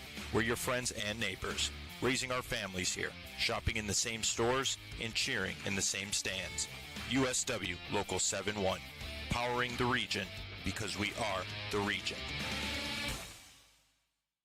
Are you searching for a college where you belong? Calumet College of St. Joseph wants to know you and give you the support you need to succeed. Are you worried about how you'll pay for your degree? 95% of our students receive financial aid, including scholarships and grants. Need some extra help with your classes? You'll benefit from our small class sizes, free tutoring, internship planning, faculty mentors, and so much more. Come experience our accepting, supportive college family for yourself. Schedule your campus visit and apply at ccsj.edu. Tech Credit Union supports the essential role of union labor in building strong communities. That's why we offer hassle-free banking, financial empowerment, and a commitment to your success. Save for the future, handle life's challenges, and trust a partner that stands by hardworking union members. Tech Credit Union, the better option for you and your money. Visit techcu.org or call 800-276-8324. Tech Credit Union, supporting union families every step of the way. At Strachan Van Til, we believe grocery shopping should be simple. Now, shopping is easier than ever with our new and improved website. Find what you need fast. Browse your favorite products, add them to your cart, and check out in just a few quick steps. Choose between convenient in-store pickup or let us handle the heavy lifting. From our shelves to your doorstep, skip the lines, shop your way, and spend more time on what matters most. With our rewards program, enjoy incredible savings and personalized offers every time you shop. Shop online now at StrachanVanTail.com or download our app today.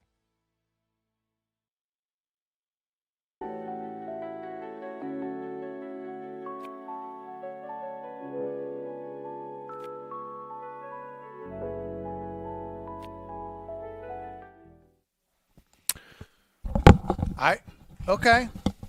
No, it's fine. Sorry. It's fine. It's fine. It's fine. It's like cleaning up after a tornado, the whirlwind. Cleaning up after a winter storm. Look how they can't hear you. You don't have a microphone on, and you're in the other room, and you've got a microwave going. He's telling me I'm worked up. Here's what I'm going to do since he can't hear me. Let's take a quick look at traffic and weather. I'm waiting to see if he's gonna jump in or not. So I'm going to do traffic, and then I'm going to be done by the time you get here. Taking a look at the roadways. 294 around the city. Is not looking good. It is not looking good. Tell where it is. I don't know. You wanted to do it. So here's how this works. So there is an issue on 294 if you're heading into the airport. So you got heavy traffic heading into the airport. Maybe everybody's coming home from the Thanksgiving or whatever, but if you have, if you're heading up to the airport, you're going to hit heavy traffic. If you're picking up the mother-in-law, whatever, you're going to have heavy traffic. You're also going to have traffic on 355. So if you are like Brad, taking 355 to avoid 294, not going to save you much time. Is going to cost you a little more money. Dan Ryan is 28 more miles. 28 more miles. But if 294 is backed up, it is a worthwhile alternate. It is not a worthwhile. Do not ever send anybody to 355. Okay. That I've done this. My wife's like, well, why do you go this way? And one time I think it was 40 minutes more. I mean, I don't know why people would go all the way around the city. That's like driving halfway to Peoria and then going to O'Hare. Some people just like to keep moving. Okay, so there is something going on the outbound Bishop Ford, which you'd say nobody cares about. There's something going on the outbound Bishop Ford heading into 8094. There is, at the moment, there is no slowdown. There's no gapers heading inbound, but keep an eye on that. Once you hit the Dan Ryan, it's slow moving from the merge to downtown. Other than that, things looking good in the area roadways. Let's take a look at weather. Good morning, everyone. Today we're at 21 degrees with highs of 30 and lows of 17. We're going to have an overcast and should be cold, and with a coating to an inch of snow late this afternoon. Snow can make roads and sidewalks slippery, causing travel disruptions. Later tonight, we'll be having snow and flurries at times early, up to 1 inch. Going to be cold, cloudy, with a storm total snowfall of 1 to 3 inches.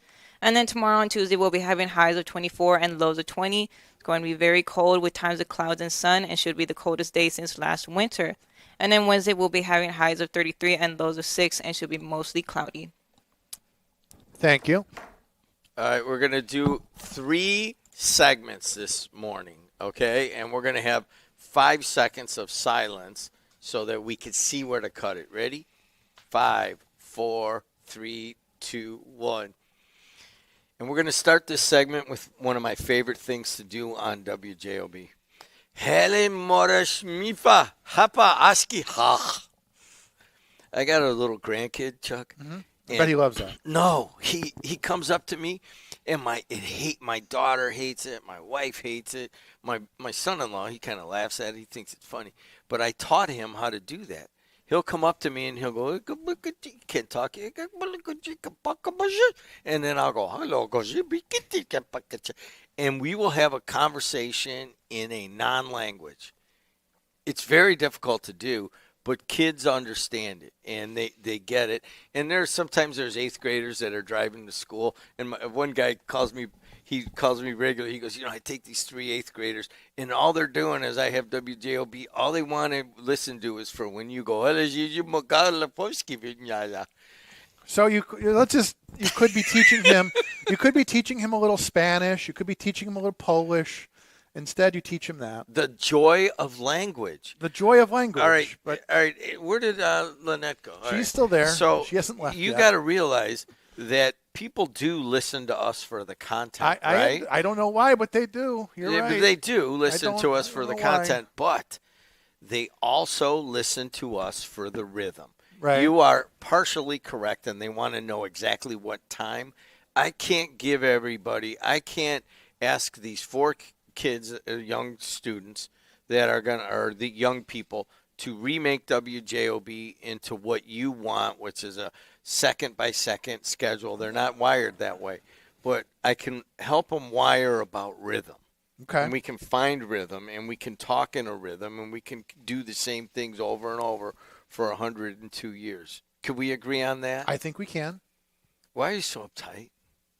Because I got to get on the Bishop Ford in a little bit, and I'd like to know if there's – so currently there's a rollover accident outbound Bishop Ford. So expect that there may be some gapers delays as you're getting on the Bishop Ford. No, but you know what? But things should be good till you get the I'm serious.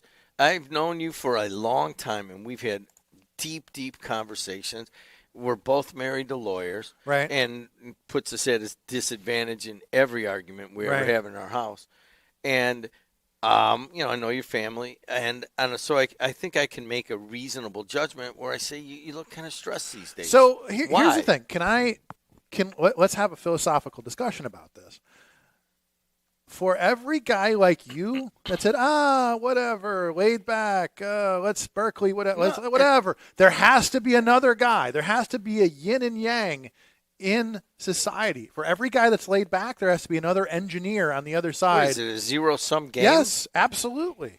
Absolutely. What about for Lynette? That's what I'm saying. Like she seems pretty laid back. Right. Right? Am I right, Lynette? But she also needs – but she can't just sit here and go, oh, who cares about breaks? Who cares? She doesn't sit here and go, oh, who cares if we take a break? Who cares if we do – who cares if we take calls? She's also laid back, but she's also getting the job done. So you can find a balance of let's take calls – let's make sure we're hitting our breaks. Let's make sure we're doing our job. You just shifted off of me asking you why you're so stressed. Right. I'm doing a good job at deflecting, don't I? You deflected. No, but I'm saying is that I'm asking a serious question. Okay. Why are you so stressed these days? Because there are people that because again, somebody has to get it done. Somebody has to get you up feel early. it's your duty to just be putting your nose to the grindstone all the time, that's Yes. going to fix society? I'm not going to fix society, but I'm going to fix my circle. I'm going to even like yesterday. We had our Kris Kringle market in St. John. We had bad weather overnight. People weren't coming. So for those of you out there that want to have a nice, we're going to reschedule. We're going to call it the St. John Kris Kringle Market redo next Sunday. Come on by. There'll be lots of vendors, lots of small business owners. Spend some money locally. But my point is that there has to be somebody. We can't all just go, whatever. I mean, somebody has to go out and get it done. Somebody has to get up early and make the donuts. I mean, that's the whole thing. So how does your wife handle you being so stressed all the time? She just ignores me. She just goes and turns on the Eagles or whatever, and she just ignores it.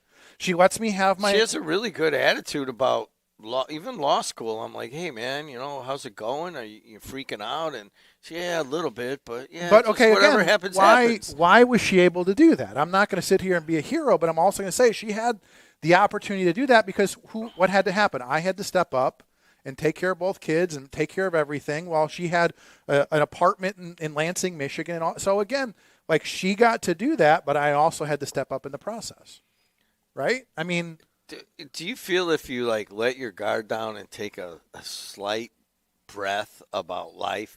That life, it's going to fall apart, your life and not fall everything apart, around? but I also, this is where, and again, I'm going to be careful about this. Like even the idea of sitting and watching a 3-hour football game is just like, I can't process that. Like the idea of spending 3 hours of a Sunday, like there's so much to do. Like the idea of we're just going to stop and watch football for 3 hours or 6 hours or whatever you guys do. Like that's not in my nature. Like I even joke about during the Super Bowl. You know what we do on during the Super Bowl? She watches the Super Bowl, and my son and I will put in a toilet or we'll change the dishwasher. That's kind of my game. It's like I always have to see how much I can get done during the Super Bowl. I can get a whole bathroom remodel done while you guys are watching the Super Bowl because I want to get stuff done. I'm not a stop and relax and sit and watch a movie kind of guy. So, I am a let's get it done. It shifts around to all right, there's all this strife in the world. Right. And you want to come up with a build in your mind that fixes it. No, I mean, even in all of the years I've been on this airwaves, I've come to realize that we can't change the world, right? We can't use as much. That took a while. It took a while. It took like 10 years for me More to than figure that out. even. I think 12. Well, it took like 12 years. We can't change the world, but we can help make our community better. I can help make St. John better. I get myself involved in things in different. Why didn't you do it in Munster? Because they were stubborn. They wanted to train. I was like, okay, that's fine. I'll go somewhere else. So, but that's the whole thing is that like You're so uncomfortable and stressed right now. No, I am I not can stressed. feel it. So that's the whole thing is that I'm worried about my friend. Okay, I appreciate that. I told you like my little, I'm going to call up Mary Ann right now and say, hey, man, can we find a way to get this guy some relaxation? So, I talked about this a little bit on the radio. My little brother had a heart attack a couple weeks ago. And so we're worried about him, but then also everybody's worried about me too. So I'm worried about you now. Okay. You don't work out. It's a waste of time. I'm trying to. No, I'm finding time. We're trying to go a couple days a week. We are working on that. It is a slow shift of a lifestyle change that I'm working on, and that's one of the. So things. I am picking up on what you're doing. What's that? What's going on with you? Right. We haven't talked about this. Right. It's fairly obvious, Chuck. Okay. I mean, I worry about you as my friend, and then all these people that are listening are like, well, gosh, why is Jed, harping on this guy? They're worried now, too. Okay. So what are you going to tell them that you're going to change that will make you less stressed and, a little bit more accepting of the world? We're assessing the situation as conditions change. So I'm looking at it. I'm looking at what can I do, even like with Kuziak had his scare, a couple other people I know had some scares. I appreciate that. I understand that there's something that needs to happen, and I'm working on that. You are? I'm trying to. Do you want to come swim with me at 4:45 in the morning? Not a chance. Hey, there's I do that circuit. I go to the Planet Fitness and do the 30-minute circuit in 27 minutes. So he skips one of them. Hey, do you want to take some phone calls or do we have any? It's up to you. Do you have a full boat? Yes, I apologize. Got a full boat. Okay. Sorry, go ahead. Good morning, caller. You're on the air. Hi. Come on, we're trying to take a call. Good morning, caller. Hi. How are y'all? We're good. How are you?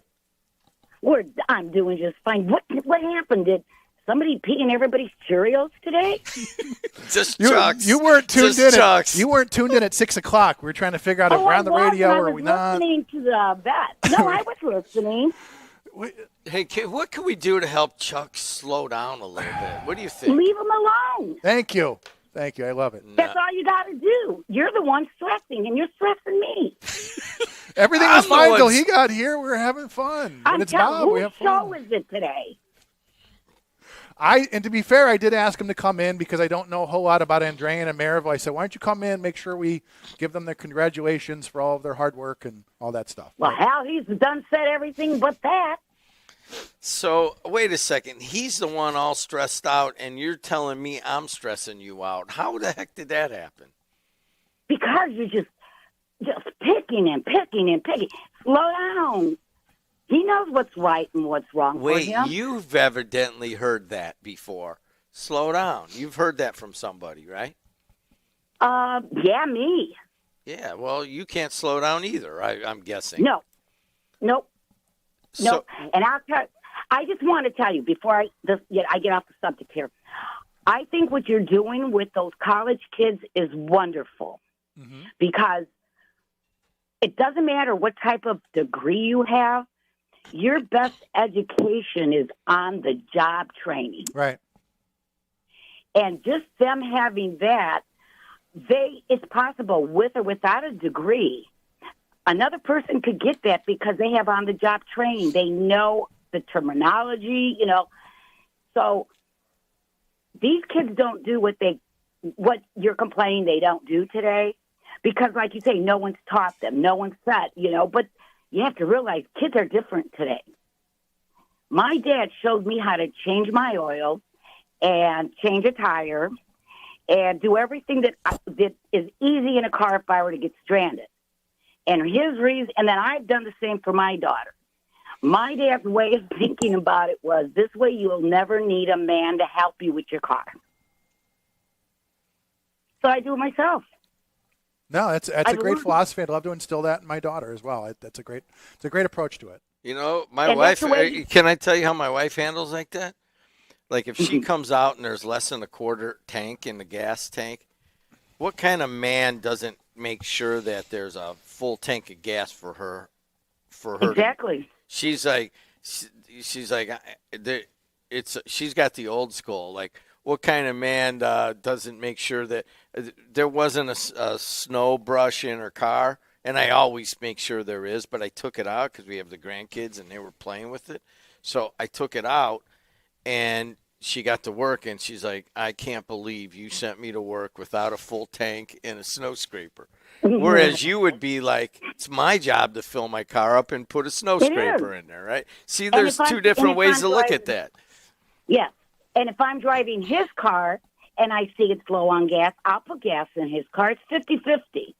God, not But my the wife. problem My is- wife hasn't filled my car up ever. Not Oh, one I get time. my money back, though.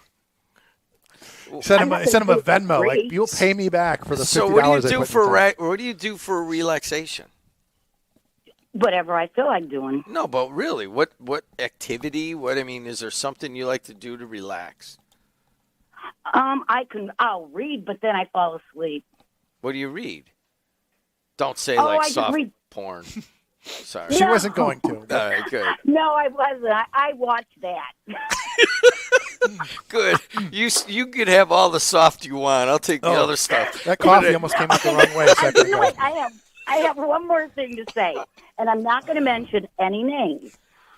It was an earlier caller stating how these younger kids don't know how to do that, and they don't know how to do this. And for one, like I said before, he makes me throw up in my mouth.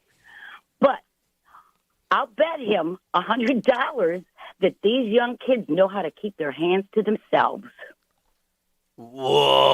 Whoa. That's it. You guys have a great week. I don't know if we can follow up on this, Chuck. That's mic drop of the day, sponsored by Strachan-Bentel.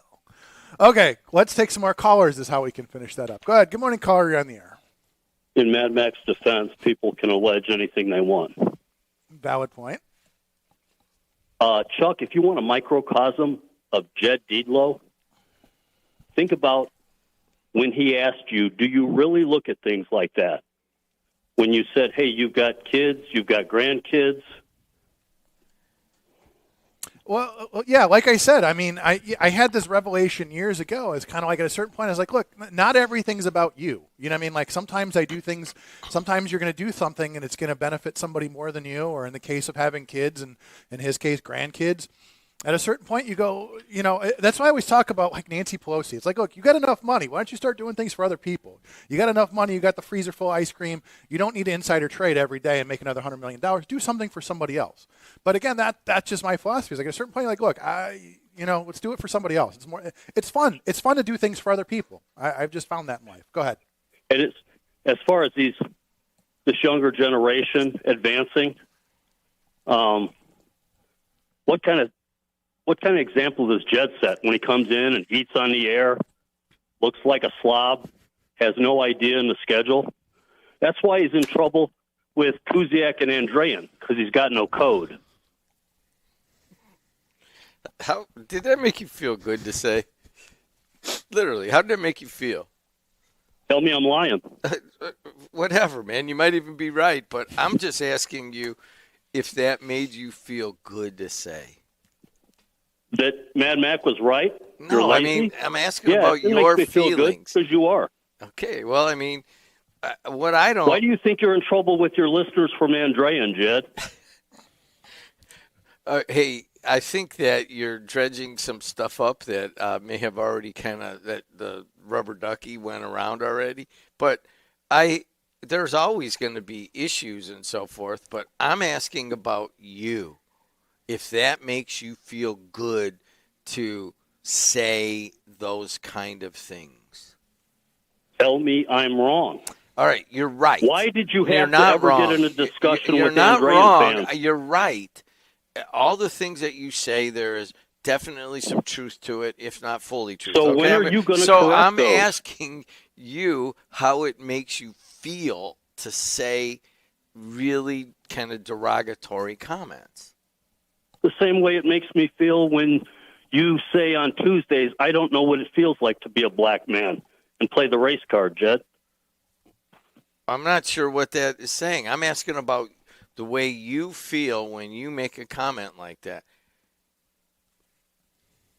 You claim that you want to raise these young people to be Listen, better. There are certainly, I'm definitely very fault-filled, and you've pointed that out, probably hundreds of times by now, and I appreciate the constructive criticism, but I've thought about it before, So when do you and I correct was it? listening.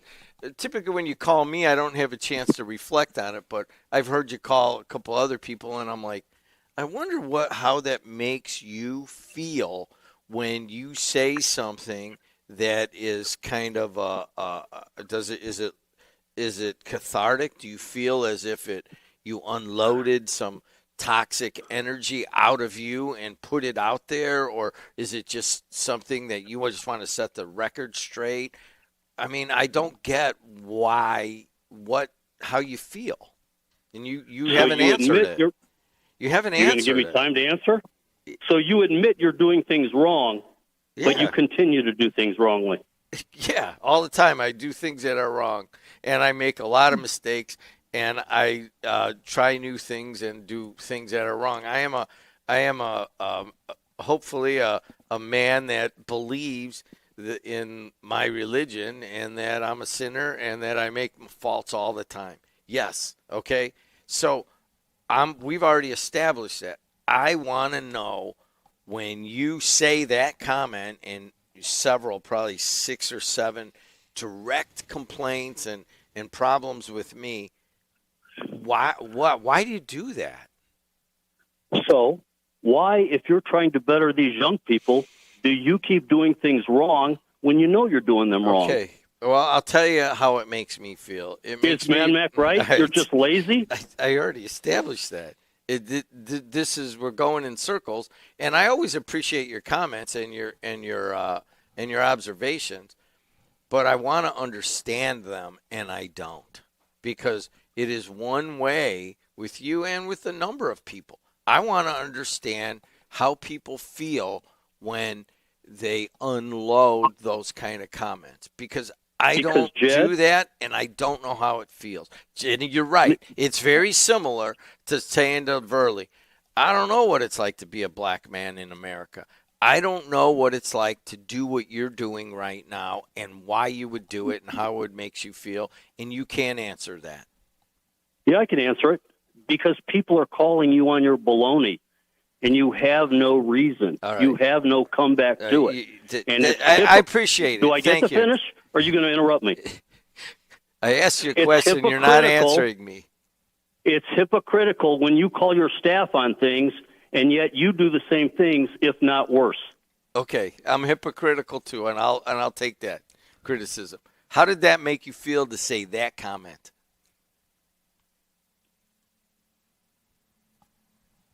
How does it make you feel?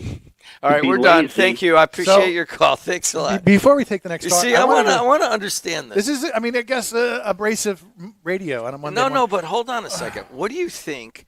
Because it's not just this guy. There is a whole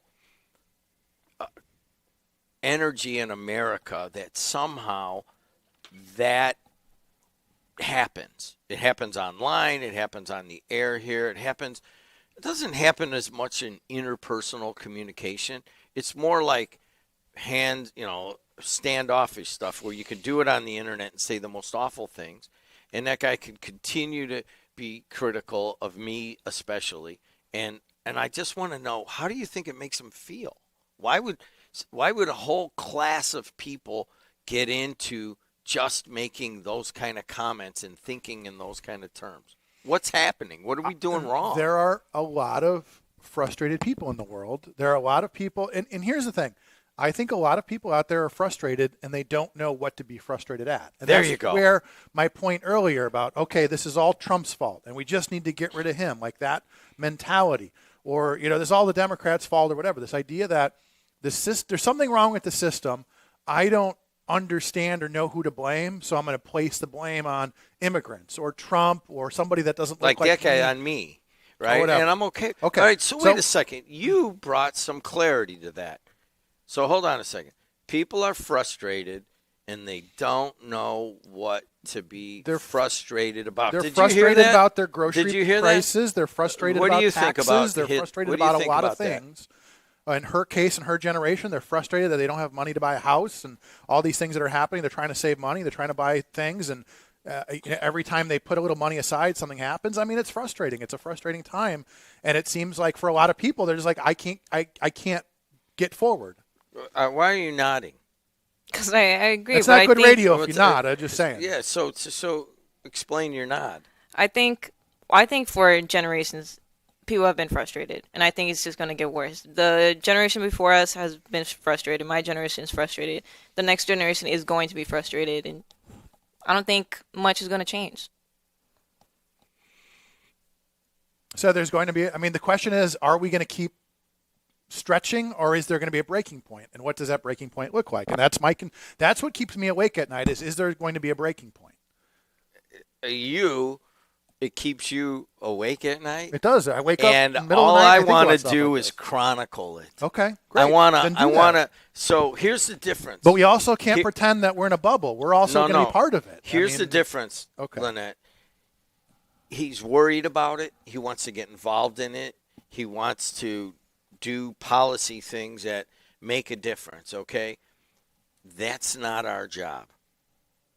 Our job is to follow what he does. If he does a newsworthy event, to report it honestly and openly. Don't. And the only way you can do that is to allow it to come into you.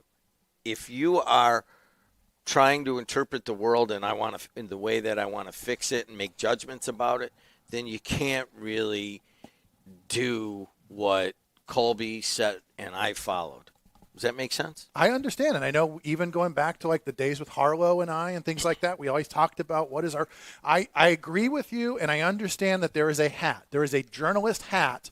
But I always say I'm taking my journalist hat on, again, as the Libertarian chairman, as somebody who's on economic development in St. John. I have hats, and I make it a point to say I'm taking this hat off, and I'm putting this hat on, and this is whose viewpoint I'm representing. But most importantly, I'm so worried Kathleen chimes in on my Facebook text line. She says, "Good morning. I don't know how you put up with Jed. I wanted to call him, but I never have. I take 355 over 294 almost always," she says.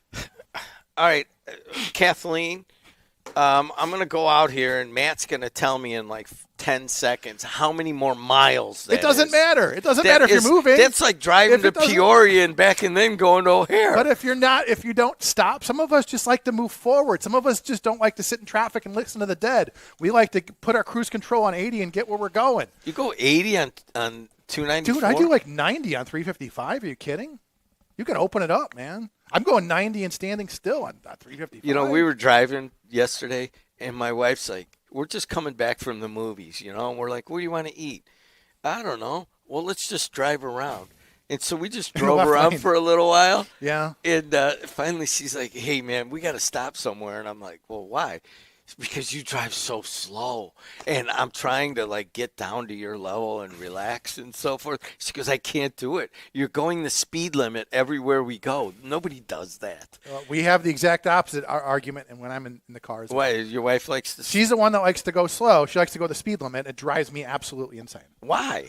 Because that's not what the speed limit's for. It's like it's a suggestion. It's like, hey, you should be doing about 55. You can do a little over. That's fine. And then you go with the flow of traffic. You are the most dangerous person on the road doing the speed limit. I'm just saying, when you're doing the speed limit, you're just like a hazard to everybody else. We're just trying to get around you. Like, what's this guy doing? The speed limit? It's crazy.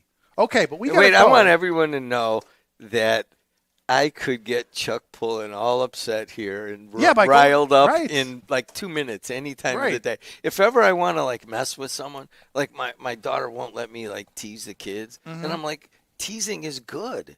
Then they learn how to build defenses. Okay, I so agree if with that. And then I try to mess. Don't duct tape them though. But other than that, I'm just messing. Yeah, then you just mess if with I I forgot I could just call you anytime and get you kind of Oh, upset. good, Every yeah. once in a while, I do send you a text. Yeah. That I know is getting you a little riled up. that's good. That makes for good radio. I'm glad you joined us today, Jed. I'm glad you joined. I think the we're done, follow-up, right? Chuck. Do we have calls still? All right, we're Okay. going to take the calls and we're done. We're gonna power through. Wait, I'm supposed to meet Sam at 9:00 for Well, breakfast. he's probably listening, going, "Where are they?" Yeah, it wouldn't sorry. be the first time. All right, let me see what he You says. blew me off last week. 9:15. Okay, cool. Okay, go ahead. We got a couple minutes. Go ahead. Yeah, I have my gripe about Jed. Go ahead. This is what. Hey, wait a second. I Open want you to phone know lines. something. Even though I drive slow, I play golf really fast. That's so Oh, weird. that- Isn't that the whole point of going golfing? Is to take your time and enjoy the scenery? I don't know, but go ahead. Go ahead, caller. Sorry. Jed, you claim to be the sports guru of the region, correct? The Bears are going to win the Super Bowl. Wow. The Bears are in first of the whole NFC, and not one mention of that this morning. I know. Come on. I knew what you were This going is to say. why I told him to come in. I said because I'm not going to be talking about this stuff. Hey, I think McDermott's going to come on with me this week. He texted me, and we'll talk Bears. We'll talk sports with him. He's a pretty good sports guy. So I mean, can we do it then? Do you hold on? Just yeah, we will do it. But I just want to make one quick point. Do you realize that both of our running backs made Saquon Barkley look like he just started yesterday? Were you watching that game waiting for the other shoe to drop? No, I knew it. Those two running backs we got, you can't. They got some game, man. They got some game, but I mean, I think you're focusing. You need to focus in another direction, in that offensive line is just unbelievable. And unbelievable. Yeah, I mean, and so when you're playing the Super Bowl champion, and my wife's like, I go, "Oh, this isn't gonna last. You can't stop. You can't stop. You can't stop the tush push. You But can't they stop did. the tush push forever. You can't stop Saquon Barkley. That's all I know about the game. And Jalen Hurts. These guys are too good. And then she's like, "Well, I don't know, Jim. Why do you got to be so negative?" I go, "Because I've seen this game before, and they stopped them the whole game. It was beautiful." Hey, Jim, why do you get so worked up over football? Why do you get all worked up all the If time? you came over to my house during a Bears game, you would not recognize me. It's how I feel during the Eagles when they're playing at my house. I mean, they stomped on them. The patience of those running backs waiting for them blocks to come to life. I mean, it was that was something to watch. How I'm about telling you. a Dunze? I mean, the guy can catch. He knows where to be. He threw an amazing block yesterday on a run. I mean, where do they get these guys? It's like watching IU beat Purdue over the weekend. Okay. How about that right guy? Yeah. And so listen. At every position, IU is just like all Big Ten. God, can you imagine the IU Ohio State game coming up? Oh boy! Should I raffle off my boy. tickets for for some charity or something? Where's it at? Is it in IU? Isn't it in Indianapolis? I couldn't tell you. I don't even know. I know we I get don't 2 know either. tickets. What I can Where's tell it- you where's the is Big it's Ten championship? 902 in the region. You're listening to AM 1230, 104.7 in Hammond, Indiana. Thank you for sticking around another hour. Hey, man. Hey, can I ask you a question? Lucas Oil, he said. Okay, go ahead. My wife's like, hey, your birthday and Christmas are together. Is there anything you want? I'm thinking of getting one of those simulators and putting it in the garage or the basement. Do you think those are worth it? Truly, I don't know. I'm not a big fan. I don't think they're completely accurate myself. But I don't know. I know they're not accurate, but I mean, do guys buy them and then go, "Oh, this was a waste of money," and they wind up just putting it in the attic, and then it's like, God, I shouldn't have spent that money on that. I mean, I'd say yes, because you know what? You could go down to J&M and just bring your bags down there, or they got one in Sherryville, the place that used to be Long Shots Bar. They got one right there. They got them all over. So just save your money and don't cluster bomb your garage with something that you're probably going to get bored with. thank you. Talk to you. There you Okay, go. anybody else? Yeah. Let's power you through got to some go to calls. work? I got to be on a Zoom call 3 minutes ago. Go ahead. Good morning, caller. You're on the air. You mentioned McDermott. Anybody mention this morning that he called for a insurrection over the weekend on social media? You know what? He texted me, and I heard about some viral post or something. I don't know anything about You should tease that for when he comes on the radio with you, because Well, I'll give you the Cliff Notes version. Mike Braun, the governor of Indiana, the Republican governor of Indiana, is coming into his house, coming into McDermott's house tomorrow, and McDermott's got an issue with that. So he calls to social media and basically did the same thing Trump did, patriotically and peacefully protest on Holman Avenue the visit of Mike Braun tomorrow evening at the bank building, of all places, the cornerstone of the resurrected downtown Hammond. The new bank building is where Mike Braun's coming. is it called the bank or the bunk? I'm calling it the bunk. I'm going to call it the flop, because that thing's only going to last so long. Here, I'm going to read it. Okay, go ahead. Let me So read what this. do you, I want to know, what do you think about that, Jim? Well, I what got do to you figure think? out what it is. Let me read it. Hold on. Apparently, my Facebook post against Governor Braun's fancy $10,000 per head fundraiser in downtown Hammond has now become a security concern, quote. I've been asked to take it down so that Hoosiers don't know about the event and so the governor and his donors can drink and dine in peace without the inconvenience of the public being present. As a believer in the First Amendment, I found that request offensive. There was nothing untrue in my original post, nothing threatening, nothing to be ashamed of. It simply stated the truth. Governor Braun is holding a swanky, closed-door fundraiser in downtown Hammond. The post stays. It's been seen by over 50,000 people already. The First Amendment still works in Hammond. And if residents choose to exercise their constitutional rights peacefully, the Hammond Police Department will be there to make sure everyone stays safe. See you on Tuesday at 5231 Holman Avenue. Drinks start at 5:30 p.m. So at what point do we get the pitchforks and the torches out and start calling for the insurrection of Thomas McDermott? I don't know. Well, tell me your feelings about him in the First Amendment and saying this about Braun. Well, first off, he's starving for attention. I don't think it's $10,000 a plate. I think that's being embellished a little bit.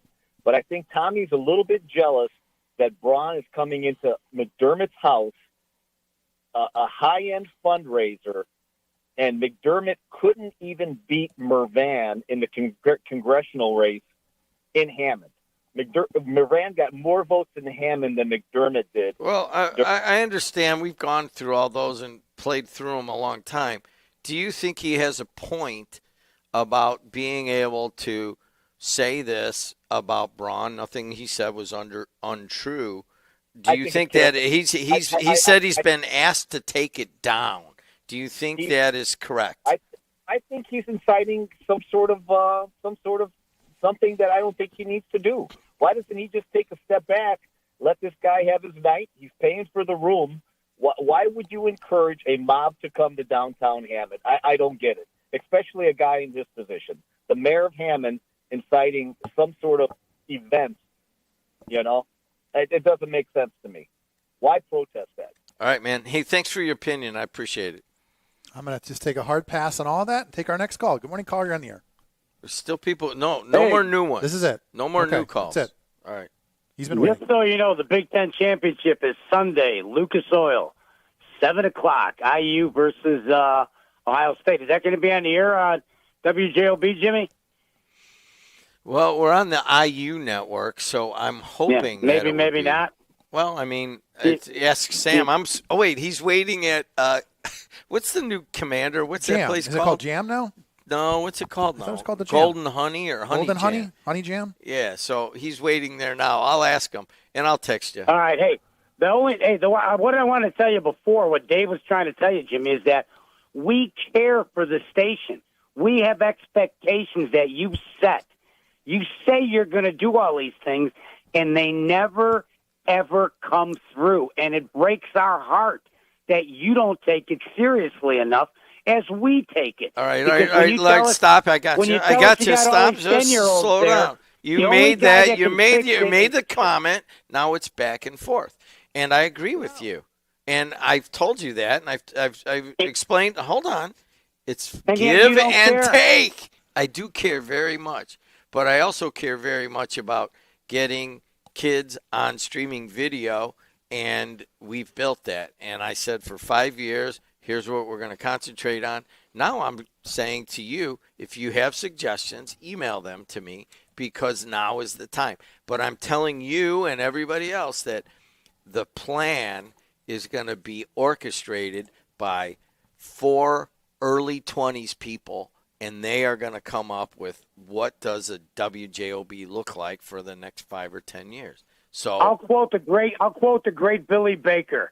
No matter what you tell Jed, he never listens to you. It makes not a difference. What And he it said doesn't. was Jim And won't take there an you idea laugh- there until he you thinks laugh, it's his Jimmy. idea, and then he'll do it. yeah, let me wait until they come Once up he with a comes- great idea. And Right, then he'll I'll say, "Look fix what I it." came You up laugh, with." Jimmy, as you're off All right, the air for an hour. All right, Jimmy, you what do you- broadcasted what is November it? 11th weather. November 11th weather over the weekend 50 times. Stop, will Good you? job. Bye. Hey, thank you. See, now, how He does said that the make AI him- was going to do weather. He didn't say which weather it was going to be. Hey, Maybe- listen. Uh-oh. So, how do you think that makes him feel to say those things? Freeing. I mean, but Do you that think also. that is- But here, think about this. You also talked about you were dismissive of how important it is to have sort of consistency on the airwaves, and all these people have That's reached not out. what I said. Okay, what did you say? I don't think that a time schedule in, like, even now we do the morning show, then we take a break whenever we want, right? But I'm saying I all think of that these- you can have rhythm without constraints that are not conducive to Okay. people's rhythm these days. But also, all of these calls and messages that I've gotten today show us that when we're not there, people are used we'll be to there. us being there, and they we want will us there. always have a morning show, and that's what we do. And that's- honestly, I don't want to break any news, but I think we're going to add an afternoon show. Okay, we're going to have those at set times, but all the other stuff is like, people just get so addicted to an exact time, and I don't think because we're creatures of habit. Yeah. I like having a habit. It makes my life every easier. 27 minutes you're going to Okay. hear news, weather, traffic, sports. Okay, that's what you're And going to hopefully get. it's not the you and Jim Weezer podcast over and over. Well, I we're got so working many on messages that. about that. We're working so on let's it. get some Why- variety. But going. hold on a second. Here's the thing. I still don't understand why people are so upset, and then why they have to focus on one thing. Like, there's a lot of people like that are Democrats that are just so upset, right? And so they just focus on Trump when there's a lot of other stuff to go on. And then there's so many people like in the MAGA world that just want to focus on one thing. Like, oh, it's just immigrants coming here and they're ruining the whole country. And I'm like, there's a lot of other factors. And I don't understand how that makes people feel to latch on. And I mean, even here, you could hear it from callers. Oh, you this and you that. And I'm like, I get it. I represent a lot of what is they're not liking, okay? I don't know, but I don't understand how it makes them feel. I think people are frustrated. Yeah, and they're but what- looking for an out. They're frustrated about everything. They're So it's an frustrated- outlet? They're looking for an outlet, and you're providing them an outlet, and it doesn't always make sense. And sometimes you ever have a friend that just calls you and just vents for a half hour? You have no idea what the hell they're talking about. You're like, just vent. I'm driving. Just rant. And then when you're done, I'll say, I hope things go better for you. Sometimes that happens. Yeah, but Sometimes what is that when you rant like that?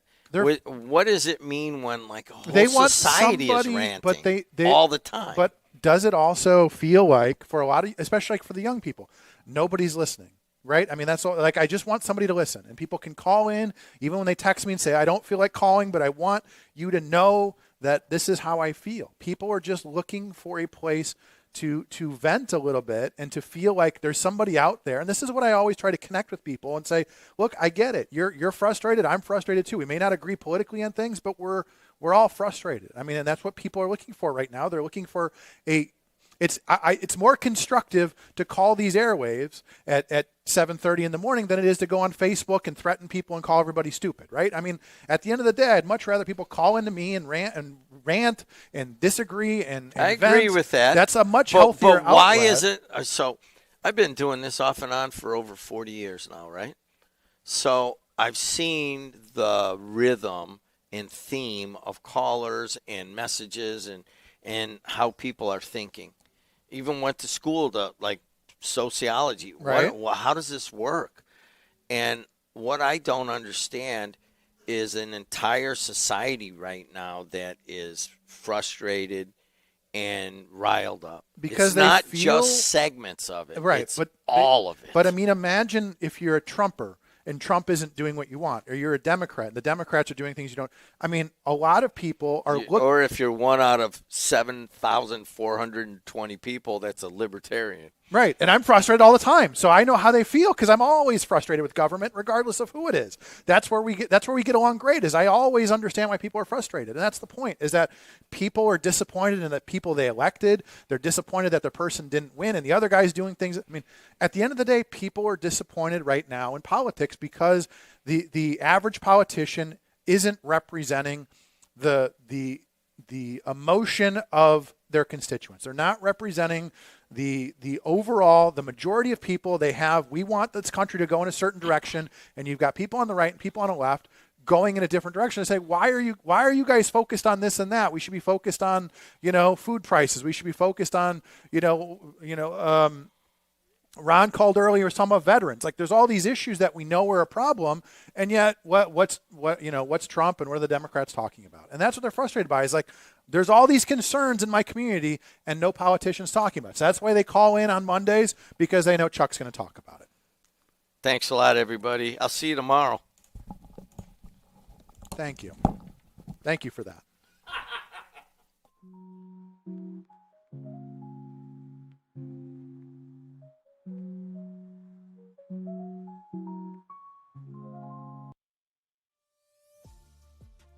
If you're thinking of finishing your basement, installing outdoor security cameras, or your business has plans to break ground on a new project in 2024,